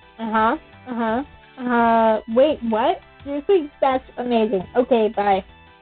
Rhapsody puts away their phone, and I look at them expectantly. We have an unanticipated guest at the FOD base. Part 1, where's the FOD base? Instead of having a booth on the main show floor, they set up camp in a side area for everything and anything related to FOD. They have their own panels, voice actors and devs, signing autographs, cosplay contests, photo ops, the whole thing. Part 2 is the guest, Jason Takeshi. If memory serves me correctly, he's the lead developer on FOD. I vibe with it. The very same, the one who was the brains behind our favorite game. It'd be an honor to finally meet him. Would you like to come with me, Jasona? Catch fingers with the creator? Actually, I was only hoping to pull Jasona away for a bit to assist me in a small matter. You see the booth for the palace over yonder? Yeah, I dropped in on Finnegan earlier. Apparently they're a cesspit of bad behavior. Their esports scene is indeed foul and unpleasant. But their primary stock in trade is soaking children out of their money with colorful prize games. Serving multiple audiences is unpleasant but highly profitable approaches has granted them considerable strength in this industry. A position of power they freely abuse with a phalanx of lawyers to defend themselves against accusations of encouraging gambling in minors with their scammy prize games. Shall we? Tell me, Jasona, how do you feel about engaging in some arcade justice with me? You're going to do crimes again, aren't you? If by doing crimes you mean break into their data network and steal corporate intel about their live secret scheme, then yes, I'm going to do crimes. But I'll bear the burdens of naughtiness for the most part. What I need is someone to play distraction for me while I slip in and liberate the data. Sounds good to me. Heck yes, crimes! I can't stand the palace myself, never have or will I ever cast there. It tarnishes esports' reputation with their poor sportsmanship. I hope that after Dekonami vanished, the company would go bankrupt at least, but sadly, it's still hanging around. Seeing Moxley take them down a peg would be honestly kind of nice. I can go to the FOD base by myself if you prefer to help him. Either way, we should be ready when the new sponsor wants to see us in an hour. So we leave this decision to you, friend. Well, okay, we did Shoutcaster's Rhapsody earlier, so let's do shenanigans with Loxley. Who doesn't like taking $1 billion arcade tyrant down a peg? Loxley, we ride. Tally-ho on such. Don't worry, this won't take long, and the team shouldn't feel any repercussions. My plan is sheer elegance in its simplicity. Catch you later. Hope you both have some fun, and meanwhile, I'm going to go have fun mingling with some very influential people. Actually, before engaging criminal antics, I think you should know something. I had a weird encounter with this woman in black suit just now, someone who was keenly interested in Iris. I'm aware of her. Not the time or place to discuss. An unpleasant business. Needless to say, she's one of the reasons I didn't want to trouble you with all this nonsense I'm involved in. I did mention other parties were interested in Polybia, yes? Rest assured that we'll maneuver to avoid her today. Agreed? I'd like to avoid a repeat of that encounter, yes? Very well. Let us resume more normal tomfoolery, with an eye to caution, of course. So what's your plan? Do you need Iris to hack something? A winner is you! I'm ready, willing, and able. No firewall or antivirus software will stop me from supporting just by strings. I admire your determination, but no, I'd rather handle the hack personally. The skill of an Iris guided by human experience is a winning combination, and I have more experience than you in such matters. Fair enough, so you're going to use your Iris for this? Indeed, Marion and I can make short work of the power service. Hearing her name, Loxley's phone hanging halfway out of his pocket chirps away in delight. What enable transgressions must we perform in the name of king and country? Against those enemies I shall stand true, my liege. Huzzah! Marion, you don't need to lay it on quite that thick with the gimmick. She's enthusiastic. Hey, listen. Hello, Marion. I don't think we've met. I'm Iris. Hey, listen. I'm true and I'm Iris. I have grown and adapted to meet the needs of my user. And besides, it's fun. Huzzah! What-ho! I figured all the Irises knew each other already. Oh, we have a bare-bones communal meeting place within our cloud, which we saw in the last game. That was really cool. But generally, we're busy with our own users. And all our data is encrypted, even from each other, to ensure user privacy. Maria's secret shall still be from my lips, my lord. Shall we? Now let's get to work. You see the representative over there in the blue jacket? There was... It seems like every time as the screen pans over, there's that brief glimpse of the Ghost Monster logo. Spotted. I need you to distract him while I plug Marion into the network. Whatever you can do to keep his attention engaged and focused on you. But you can't simply make a big dramatic scene. Nothing that will draw the attention of max security forces. Just hold his focus. Keep his focus, don't start trouble. Got it. I'm going to need at least 3 uninterrupted minutes. I'll rendezvous with you back at the indie game area when done. Ready? Ready. Moxie tucks his hood up and over to conceal his features as he blends back into the crowd. Okay, be charming, be distracting. How do I want to approach this situation? Approach as a member of the Wild Things? No, I don't think that's going to quite work. Pose as a fight check reporter. Beating some rando gamer. I've done this before. I haven't done this one, so let's go ahead and pose as a fight check reporter. I don't have press credentials or a camera or anything whatsoever, meaning this idea is utterly terrible and completely wrong-headed in every way. Perfect. Excuse me, can I have a minute of your time? Hello, welcome to the Paz, the premier center for family entertainment, esports action, and more. Can I help you? I'm 5023 with Fight Check. You know, all the fighting that's fit to post. Doctor offers me a brief nod, approving of my high-risk cover story. Makes sense, he does enjoy a challenge when it comes to skirting the law. Oh, always happy to talk to someone from Fight Check. Our focus today isn't on our diverse and impressive esports lineup, but... Oh, new project in the works? Yes, one aimed at our more casual players. I don't think Fight Check would really be interested, though. If you like, I could give you the contact number of our esports director. Otherwise, if you'll excuse me... Wait, why not talk about your upcoming project? Always good to get in front of a large audience, right? Fight Check isn't strictly hardcore only. Good point. Okay, I could do a short interview about our latest innovation. Hold up my phone when I need to record the interview. Welcome to Fight Check. We're here at Max talking with pals about the next big thing in gaming. Tell me, do you enjoy redemption games? Redemption? Is this a religious thing? Crap, a reporter would have known that bit of arcade knowledge. Constantly, the rep laughed out like I was making a wacky internet joke. Games that earn tickets to be redeemed for valuable prizes. I knew that only because I played the first Arctic Street game.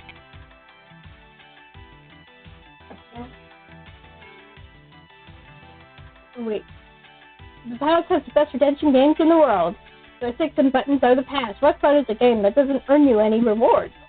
But the Pals feels there's room for even further innovation in this play space, switching things up to make the games even more exciting. What if, and follow me on this journey, Rep puts an arm around her shoulder while making a sweeping gesture as if gazing towards the bright horizon of tomorrow. I nearly stopped flexing in the process, so I quickly speak up. I'm already interested. No need to embellish. What do you got for me?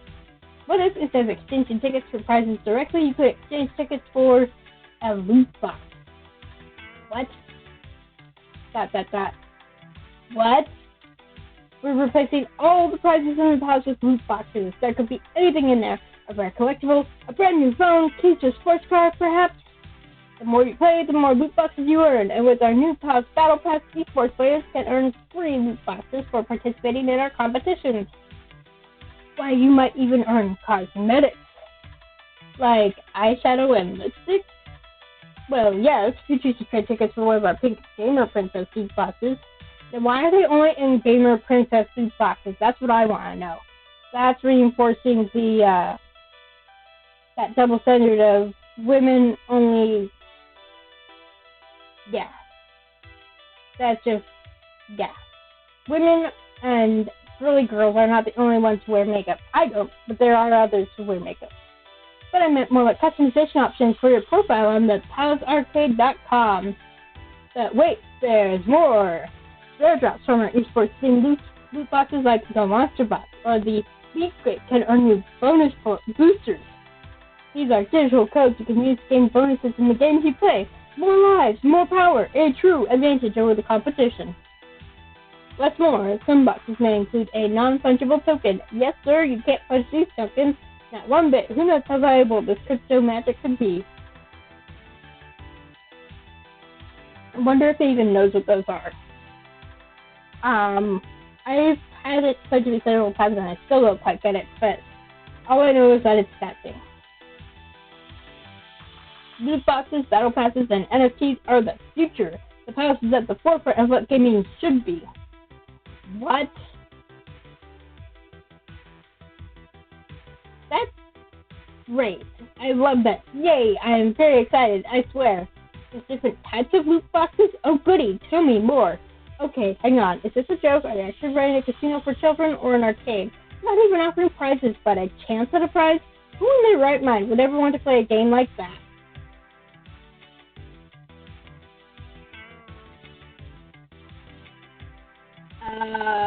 Okay, I honestly don't want to pick this one, because that's like calling them out, and we're not trying to cause a scene here. Let's go with this one. Golly, that's just wonderful. It sounds like a lot of fun. I am dying inside. So much fun. Amazing, isn't it? We've really outdone ourselves in this amazing new innovation nobody else has even thought of before. Fortunately, getting the representative super excited about this waking nightmare is serving as an excellent distraction. Just picture it, row after row of shining cardboard loot boxes on a shelf, yearning to be won with tickets, each with a wondrous gift inside. What's more, if you get duplicate prizes, you can trade 10 of them in for enough tickets to buy another loot box. That is such a remarkably good deal that it does not make me want to vomit. Help me, and in fact encourages more recreational spending. I'm glad you feel the same way. So can I assume we'll have a glowing review up on Fight Check tomorrow? I don't see a reason why not. My brain hurts, and I look forward to publishing it. That's great. Here's my card in case you want any more quotes for the article. I gingerly take his business card as if I'm accepting a leaky sample of uranium-235, which is nuclear waste, by the way. Thanks for your time. Enjoy the rest of Max. You too. I hope I never see you again. I need a shower. But for now, I loop back around to the indie section to reconvene with Loxley. He practically slips into existence from between two shadows, appearing silently in my path. Tally-ho! Mission accomplished, I dare say. We have the complete internal memo archive regarding the new loot box system. I hope there's something more memorable in there than a bunch of incredibly stupid marketing ideas. Oh, there's some juicy details. Marion, summarize? Computing. Certainly, I have no less than 30 spreadsheets detailing the exact odds for prizes within each line of loot boxes, along with details on how they will precede the top-end prizes in boxes designated to be won by Palace employees only. So nobody gets a sports car unless they already works for the company. There are also plans to hire influencers and content creators who unbox food online, which will likewise be seeded with high-quality items, along with notes to make sure these hired social media sites do not disclose their paid sponsorship, which is illegal. It's illegal, right? Absolutely. This is huge, Jasana. I hope that Dekonami's run-in with the law would have shut down the palace, but this could do it. The question is, what do we do with this information? It was obtained illicitly. They have plausible deniability. How can we torpedo their efforts at poisoning arcade culture?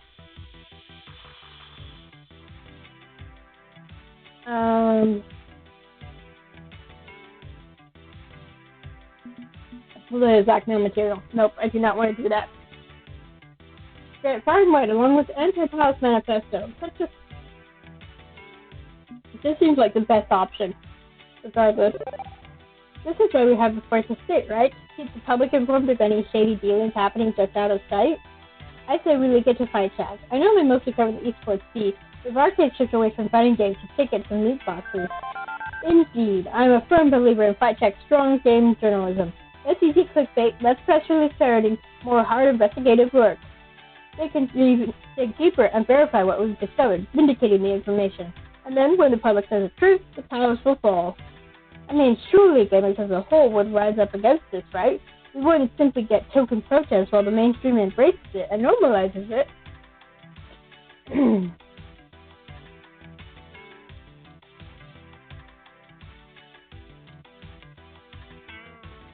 Just recent, I can't see fully paid game experience with microtransactions ever taking off to become the dominant monetization model in anything timeline. Ha ha. Look what's happening right now. No, that could never happen. It would be absurd to even consider. Far too absurd. For now, we best sit on the file. Stick it in the middle of Max would cause a splash. It could result in fingers pointed our way. Still, this is a victory, Jasana. A victory for justice. Thank you for assisting me in the matter. Now then, the hourglass waits and our new sponsor will be expecting us.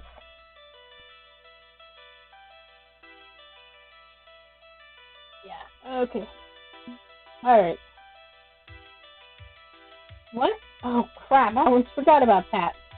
It's good to forget sometimes, to let your troubles and worries fall by the wayside. Nevertheless, we should depart and rejoin Rhapsody. The future of the wild things awaits. Agreed. With wings of justice and a desire to, get sponsored again and stuff, we take flight. Waving me along, Moxley leads me through the crowds of Macs under a door marked staff only. Moxley flashes the badge, and the support staff simply nod as we pass, as if expecting us. VIP status. Apparently, Moxley and Rhapsody have been busy while I was playing tourist. Eventually, we catch up with Rhapsody, fresh from mingling with all the major names in F4D and signing autographs for their fans. Perfect. Everything's coming up just on. The stage is all set for an interview with her. By her, whom exactly do you mean? As someone in a white jacket pushes on past the two of them to stand front and center. Yes! Ah! I was delighted when I got to this point the first time. I'm still delighted. Hey, champ. Been looking forward to this. And yes, I got the same voice actress for Queen Bee as well. What? Queen Bee? As a founding member of the Four Heavenly Kings, Queen Bee? The one and only. Queen Bee winks and blows an overly exaggerated air kiss in my direction. Even a PC junkie like me knows Queen Bee, reigning monarch of the competitive arcade scene. Her team, the Four Heavenly Kings, rarely go for the big payday trophies that Team P2W does, but every member of the team is an absolute powerhouse of veteran skill. And if Rhapsody and Moxley arranged a meeting with her, then... Wait, is Forage K looking to sponsor the Wild Things? Not a chance. I'm more like the fiery hoop of death you gotta jump through to prove yourself to your new sponsor. So who's our new sponsor if not you? Where's the fun in telling you if I can't tease you about it first? A real serious Sam type, aren't you? I should have probably been expecting that, the way Loxley and Rhapsody have been pointedly not telling me all day. Look, I'm doing this as a favor for someone who wants to know if you've got the same passionate spirit they have. You just have to prove yourself. Sure. In what way? What better way to test your potential than to fight us? The four fucking Heavenly Kings. Right here and right fucking now. Wait, you want to have a match against the Wild Things? Absolutely. But you'll destroy us. I mean, you're 4HK. Don't give up before the match has even started. Gods can bleed. But this isn't about winning or losing.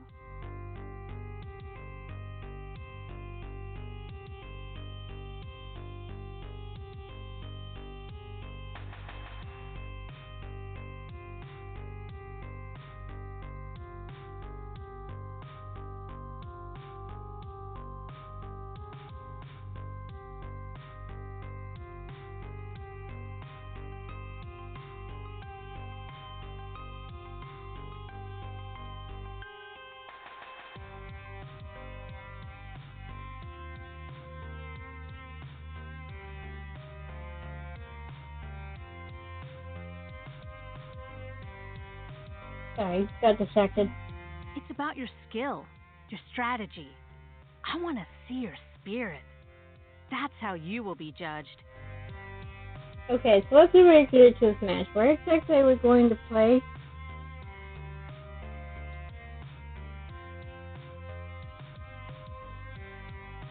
Queen Bee flashes me the wildest grin and simply points towards the main stage for Max.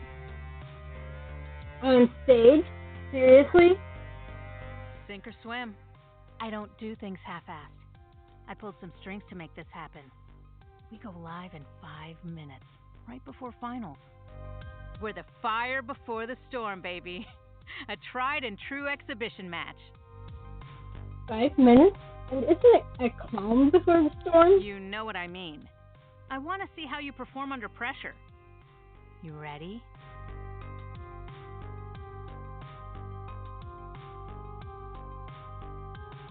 Certainly, thank you for this opportunity, and may the best team win. I accept your challenge. Looking forward to showing you what we can do. Depends. You ready to have your butt kicked by a bunch of fodders?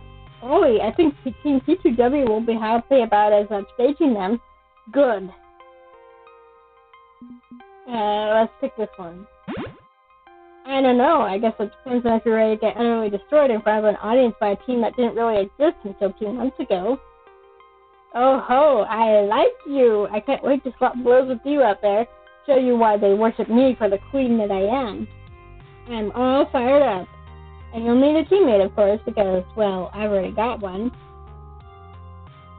Yeah, she's back! And that's my second member of the Four Heavenly Kings makes his appearance. A veteran player from Japan, possibly the greatest one ever lived, known to some as Kami, but to others as the Demon. Konbanwa. An ambush match by two of the best players in the scene in front of thousands of people. We are doomed. We are doomed.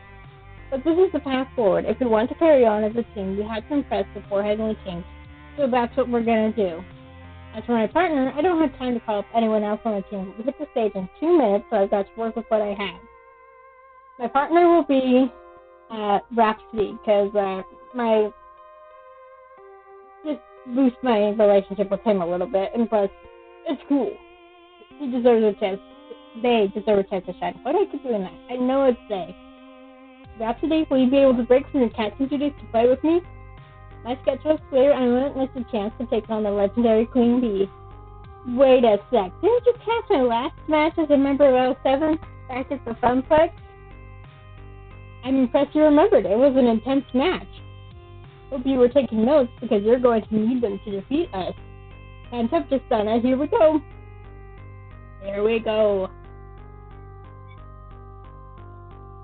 Okay, got my notes out. Wait a minute. There we go. That's my notes. I had my little notebook turned to the wrong page.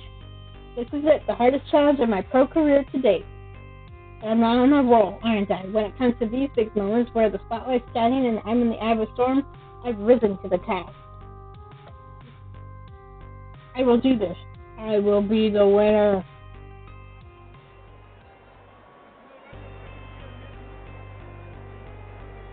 I'm emerging through the curtain and onto the stage. I'm nearly blasted backwards by the roar of the crowd. Colored lights swing back and forth as the wild things emerge alongside two of the Four Heavenly Kings, and the audience is hyped to see this happen. The following is an exhibition match scheduled for 1 round. Making their way to the game, please welcome them from the Four Heavenly Kings, Queen Bee and the Demon! Queen Bee soaks up the crowd's applause, pumping a fist intent to the 4HK chant to keep them excited. And their challengers, the hottest rising stars of the esports scene, is just Donna and Rhapsody of the Wild Things. Did they just cheer more for me than they did for the Four Heavenly Kings? Competitors to your stations, it's time! I pull out my trusty $8 beige keyboard, plugging it in, while Queen Bee and the Demon produce expensive professional-grade bike sticks, ones that we could afford with the new sponsor. Okay, figure out a strategy quick. Queen Bee's taking Silent Blade, and the Demon's already queued up Princess. Good, I know what the game plan is. From what I know about them, Queen Bee plays an aggro Silent Blade, attacking relentlessly. I can defend against her. Meanwhile, Rhapsody will have to overcome the Demon's trolling at the defensive play of Princess. Good. Nothing I haven't dealt with before. I mean, even when I first got to this, and before the main character analyzed the playstyle, I was already thinking that because I remembered from Arcade Spirits.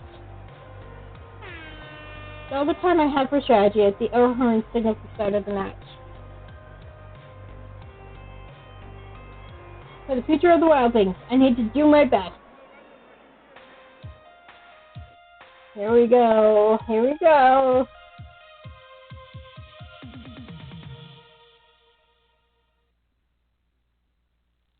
Queen Bee is going to come at me with an attack. The whole point of Silent Blade is to rush down your opponent, so I should defend against it. Fight. Okay, so here we go. Not my strong point, but defend! You both defend. It's a tie. You earn 0 points, they earn 20 points. Wait, what? Score now 0 to 20. Wait, what? Quick glance at Queen Bee starting out in build shows a defensive build to Silent Blade. And when does that character have a tank build? And when does Queen Bee not play aggro? Destroying the head before Heavenly Kings. Okay, so if Queen Bee's playing more defensive, we gotta change up our Strategy. Well, I knew. Okay, my strategy just went out the window. We're going to need to adapt. Okay, so the demon is supposedly playing defense, but if Queen Bee's playing defense, then maybe he's playing offense as well. So let's have Rhapsody special. Is this for real? Special loses to their attack. Okay. Oh wait, sorry, I should have done defense. Damn it. Brain fart. We're now 0 to 160. We got this. We saw the first round. And now we're seeing an aggro build on Sensei from the demon. Right, at least now I know what's going on. They're playing against time.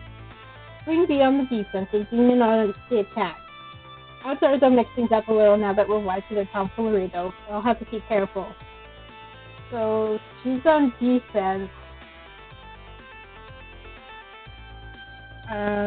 Let's go ahead and special and see if still playing defense. The timing is tricky, but I managed to pull off a wicked special move, a sweeping energy kick right to the face of Queen Bee. Okay, we got that.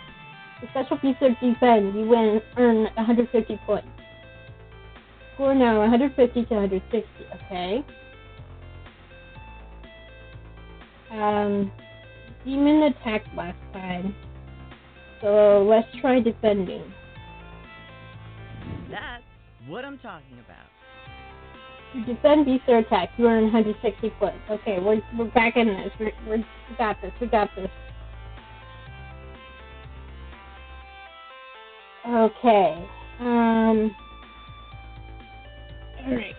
So 5 of 8. Okay, so we're halfway through. This is the fall. Queen Bee has defended twice. I feel like more likely to special than attack because the expectation would be for her to attack. So I feel like she would special. I could punch ninjas all day. Unfortunately, Queen Bee has way too many of them and is defending hard against my attack. Damn it, she defended again. The attack loses to their defend. They earn 120 points. Score now 310 to 280. We're still winning. We're still in this. Okay, so the demons are more likely to attack. Let's defend. The ultimate of set! The defend beats their attack, you earn 140 points. Okay. Score now 450 to 280. It's been a weird fight so far, to be sure, but I just realized something. 4HK hasn't spent their team ultimate ability yet. This at least seems to be playing into what I know about them. Queen Bee likes to bait you into overextending, then hit you with the ultimate in the late game. The time is now to counter her ultimate with my own.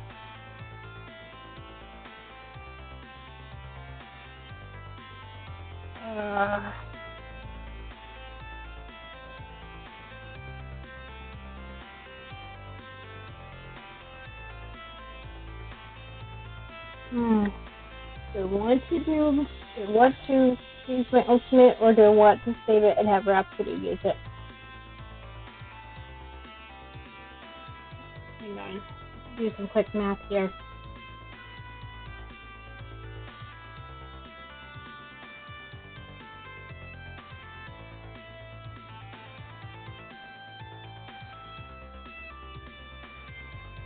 Okay, even if they use the ultimate now, they still would be behind, and then that would allow us to use an ultimate in the very last round.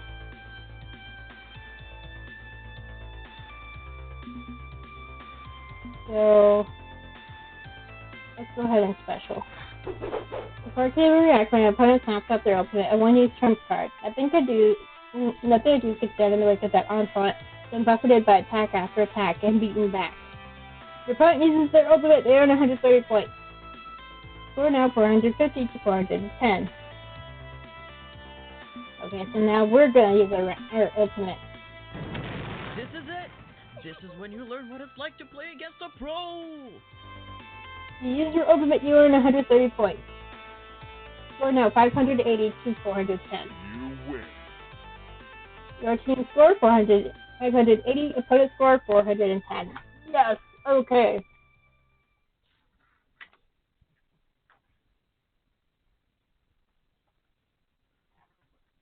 Alrighty. I want more than just this win, but I'll take it for now.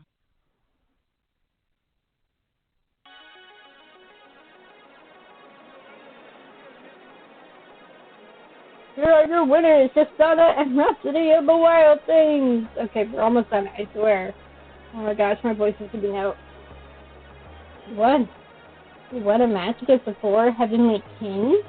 Well fought. You've proven that you got what it takes. Stand there in shock as Queen Bee grasps my hand and raises it high while the crowd chants, TWT, TWT, TWT. Whoa. But hey, no great surprise, right? We're triumphed in every single high-profile match we've ever had. Of course we beat 4HK. We're champions. Give it up for our challengers, everyone! That was one hell of a fight! I'll say. They're the future of FOD. Look to them for who we should all be in this community. Remember this day. It will resonate forever. The crowd bursts with excitement, and as we head backstage, Valkyrie of Team P2W glowers at us while we pass on by, as we just upstage the upcoming main event fight completely. That's a bit of icing on the cupcake of our success. Backstage, things are ramping up for the finale of the Crimson Tiger Invitational, with staff members rushing about to prepare the stage for the last fight of the day. Meaning we can loiter out to the side without being bothered. A good moment to reflect on what transpired. That was amazing. I still can't believe we actually got to show our skills against 3D and the Demon. I'll never forget this moment. We really kicked some ass, didn't we? And against some of the best players in the world. Since we just thought, I can't believe we actually did it. You were amazing. You did so well. Heck, I even feel proud of what I accomplished, too. And beyond all that, we got a sponsor. Speaking of our sponsor, isn't it time you settled that business? Probably, yes. I'll leave you to it then, and thanks for choosing me to be your partner in this match. It means the world to me. I'm happy to have fought by your side, Rhapsody. See you soon. Even backstage, we can hear the thunderous echoes of the cheering audience. It's almost a shame we aren't able to watch finals or play in them. But our match with Queen Bee and the Demon of the 4 Heavenly Kings was certainly a boost for my maid and career. But one piece of the puzzle hasn't quite clicked into place, and maybe Queen Bee can help with that. Hey, QB, now that the match is over, care to tell me more about this mysterious team sponsor who's interested in us? I'm still confused how someone as prestigious as you could be our tryout match. This new sponsor must be a heck of a mover and a shaker to have an interest in the likes of us. Don't sell yourself short. You're young and just getting started. But everybody starts somewhere. This is your starting line. Reminds me a lot of my own starting line, in fact. There were a lot of setbacks. Losses. A fucking lot of losses. I started out as a baby FOD streamer, barely able to crawl up those ranks. But I didn't give up. Never fucking give up. I worked hard, played hard, and eventually L7 invited me to join their team. I did so thinking I had finally made it, but it was just one more step to get to where I am today. A lot of shit went down when I was in L7. It eventually led up to my humiliating loss against the Demon. I never read about that on all the FOD forums, even though it was a smaller unknown venue. Called the Funflix, by the way. The Demon traveled all the way from Japan to fight against Queen Bee. Queen Bee lost the match against the Demon, but then in a twist of fate, he ended up inviting her to join the 4HK. And now they're both the most well-loved and talented team in the scene. But even in that loss, there was a win. That loss changed everything for me. Without that singular moment, I wouldn't be here, standing next to you, offering you this sponsorship. So why you? I've been exactly where you are right now, and I want to make that difference for others who I see myself in. Well, not to mention Loxley and Rhapsody told me all about your last sponsor backstabbing you, and I like to make sure we stick our middle fingers up at big corporations. So this is interesting. Both Queen Bee and Valkyrie see themselves in player characters. But while Valkyrie tries to stomp you and stop you from beating her, Queen Bee helps you. There's a lot about their philosophy, doesn't it? As for who your actual sponsor is, here, let me introduce you. And that's my familiar face wanders up to me, flashing a big smile. Yes, my favorite cousin! Whoa, wait, Jess? You're the one who was to sponsor my team? Hey, family supports family, even in the hot mess of our family. I want to do for you what nobody else can do for me. Let's do up. And given that we have the same first name, too, well, how could I not support what's essentially myself? I have never actually done a playthrough where we have the same exact name. I have done a playthrough where we have the same last name, but not the same exact name. Yeah, I guess there's more than one Jeff sticking around in our family. That's weird. I would avoid thinking too hard about it, honestly. I haven't seen you in years, not since the last family reunion. Yeah, I probably touched too. I'll own up to that. But lately I've been quietly keeping tabs on his career while advancing my own. He spoke to me a business card with the symbol of a pixel-art critter and a neon heart. You're the one who made Francine? Yep. I'm a PC junkie and even I know about that arcade. You're the ones that Deco's files tried to torpedo, right? You're famous. Famous? I'm no celebrity. I'm just me. I made an arcade that my friends could love and cherish and fly to defend their dreams. Nothing more, nothing less. But that's old business. Today I want to talk about new business, specifically sponsoring the wild things. So you're the mystery sponsor that stick the forehead on King's Harness. Yeah, but honestly, it's Nash Queen B's idea. She loves a dramatic show. I was going to just approach and say hello, but it's hard to say no to the Queen, you know? Loxley and Rhapsody told me all about Crimson Tiger backstabbing you. I don't like it when people step all over someone's dreams, so I agreed to help. Seriously? That's great. A major arcade chain sponsoring us would go a long way. Exactly. We have enough money for side projects like this, and your success is our success. We're a pretty strong arcade thanks to the decisions we made in founding it. This may be what we both need to go over the top and become legendary. There's one condition on this offer, though.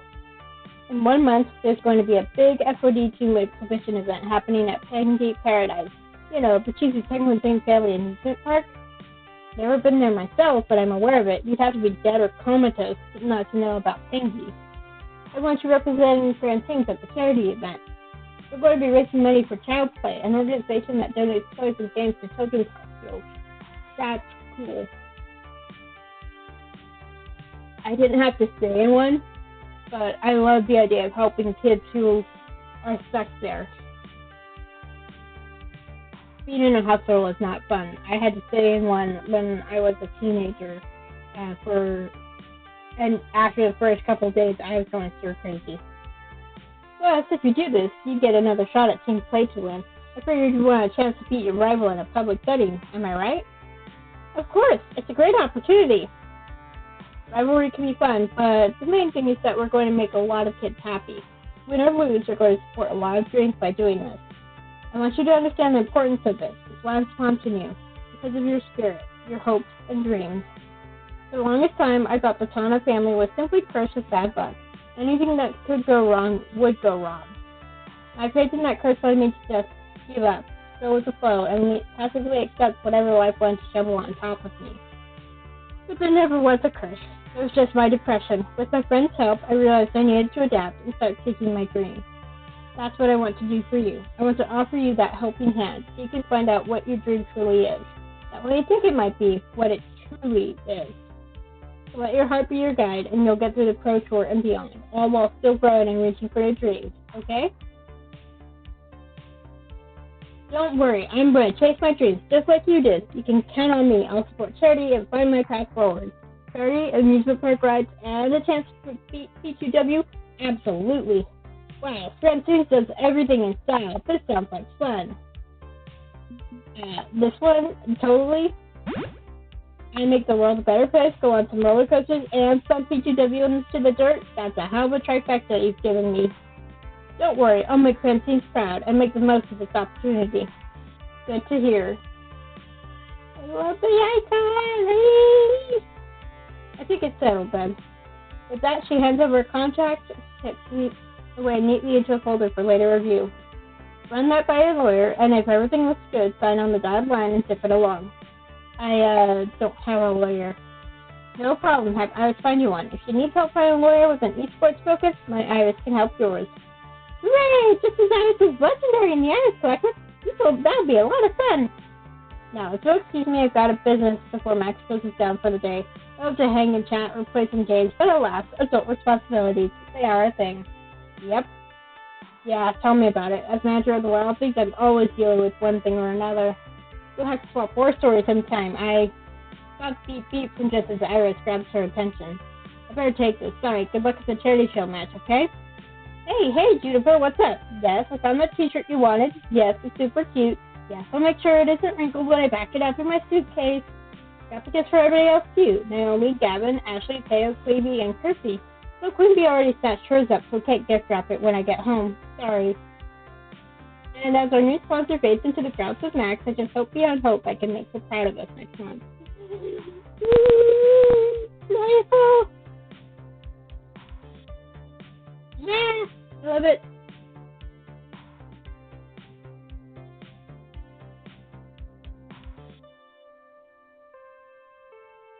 My first Max, who would have thought it ended up how it did?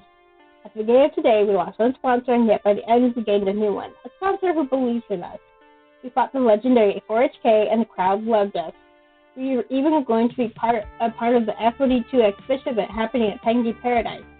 This is more than I ever expected to have when I first set out to taste esports glory. Above all, there's a championship, right? We're undefeated, a bullet train going right to the top. I will be a champion. I have to be a champion. There's nothing else that matters. At least that's what I keep telling myself.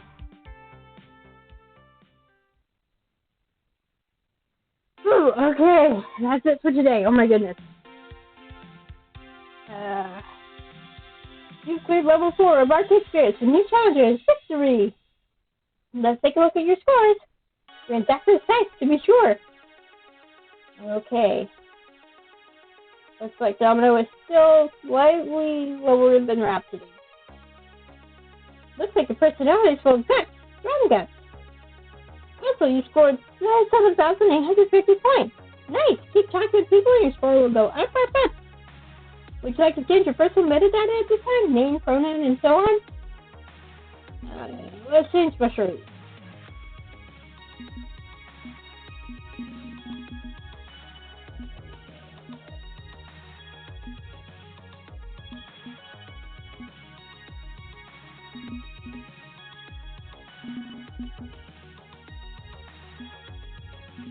Okay. You want to save your game before proceeding to level 5? Save the game. Okay. Come on. There we go. That's it for today. My plan is to play again next Wednesday. There is a game that's being released Wednesday. It's called Camp Salute. I did play the demo on here. It's supposed to be releasing on Wednesday. I haven't heard anything that indicates they won't be releasing. But if they don't release for some reason or another, then I will be playing the next level of this. And I will play Camp Salute whenever it releases, whether it's next Wednesday or some other time. But for now, I need to give my voice a rest, and I have things to do. So, you guys take care, and next time we get to pick our love interest. Yay! I will be posting, including a link to purchase Arcade Spirits in the YouTube description. You can buy it on Steam or itch, whichever you prefer. Steam, you get achievements. Itch, you don't. The devs get more money from itch.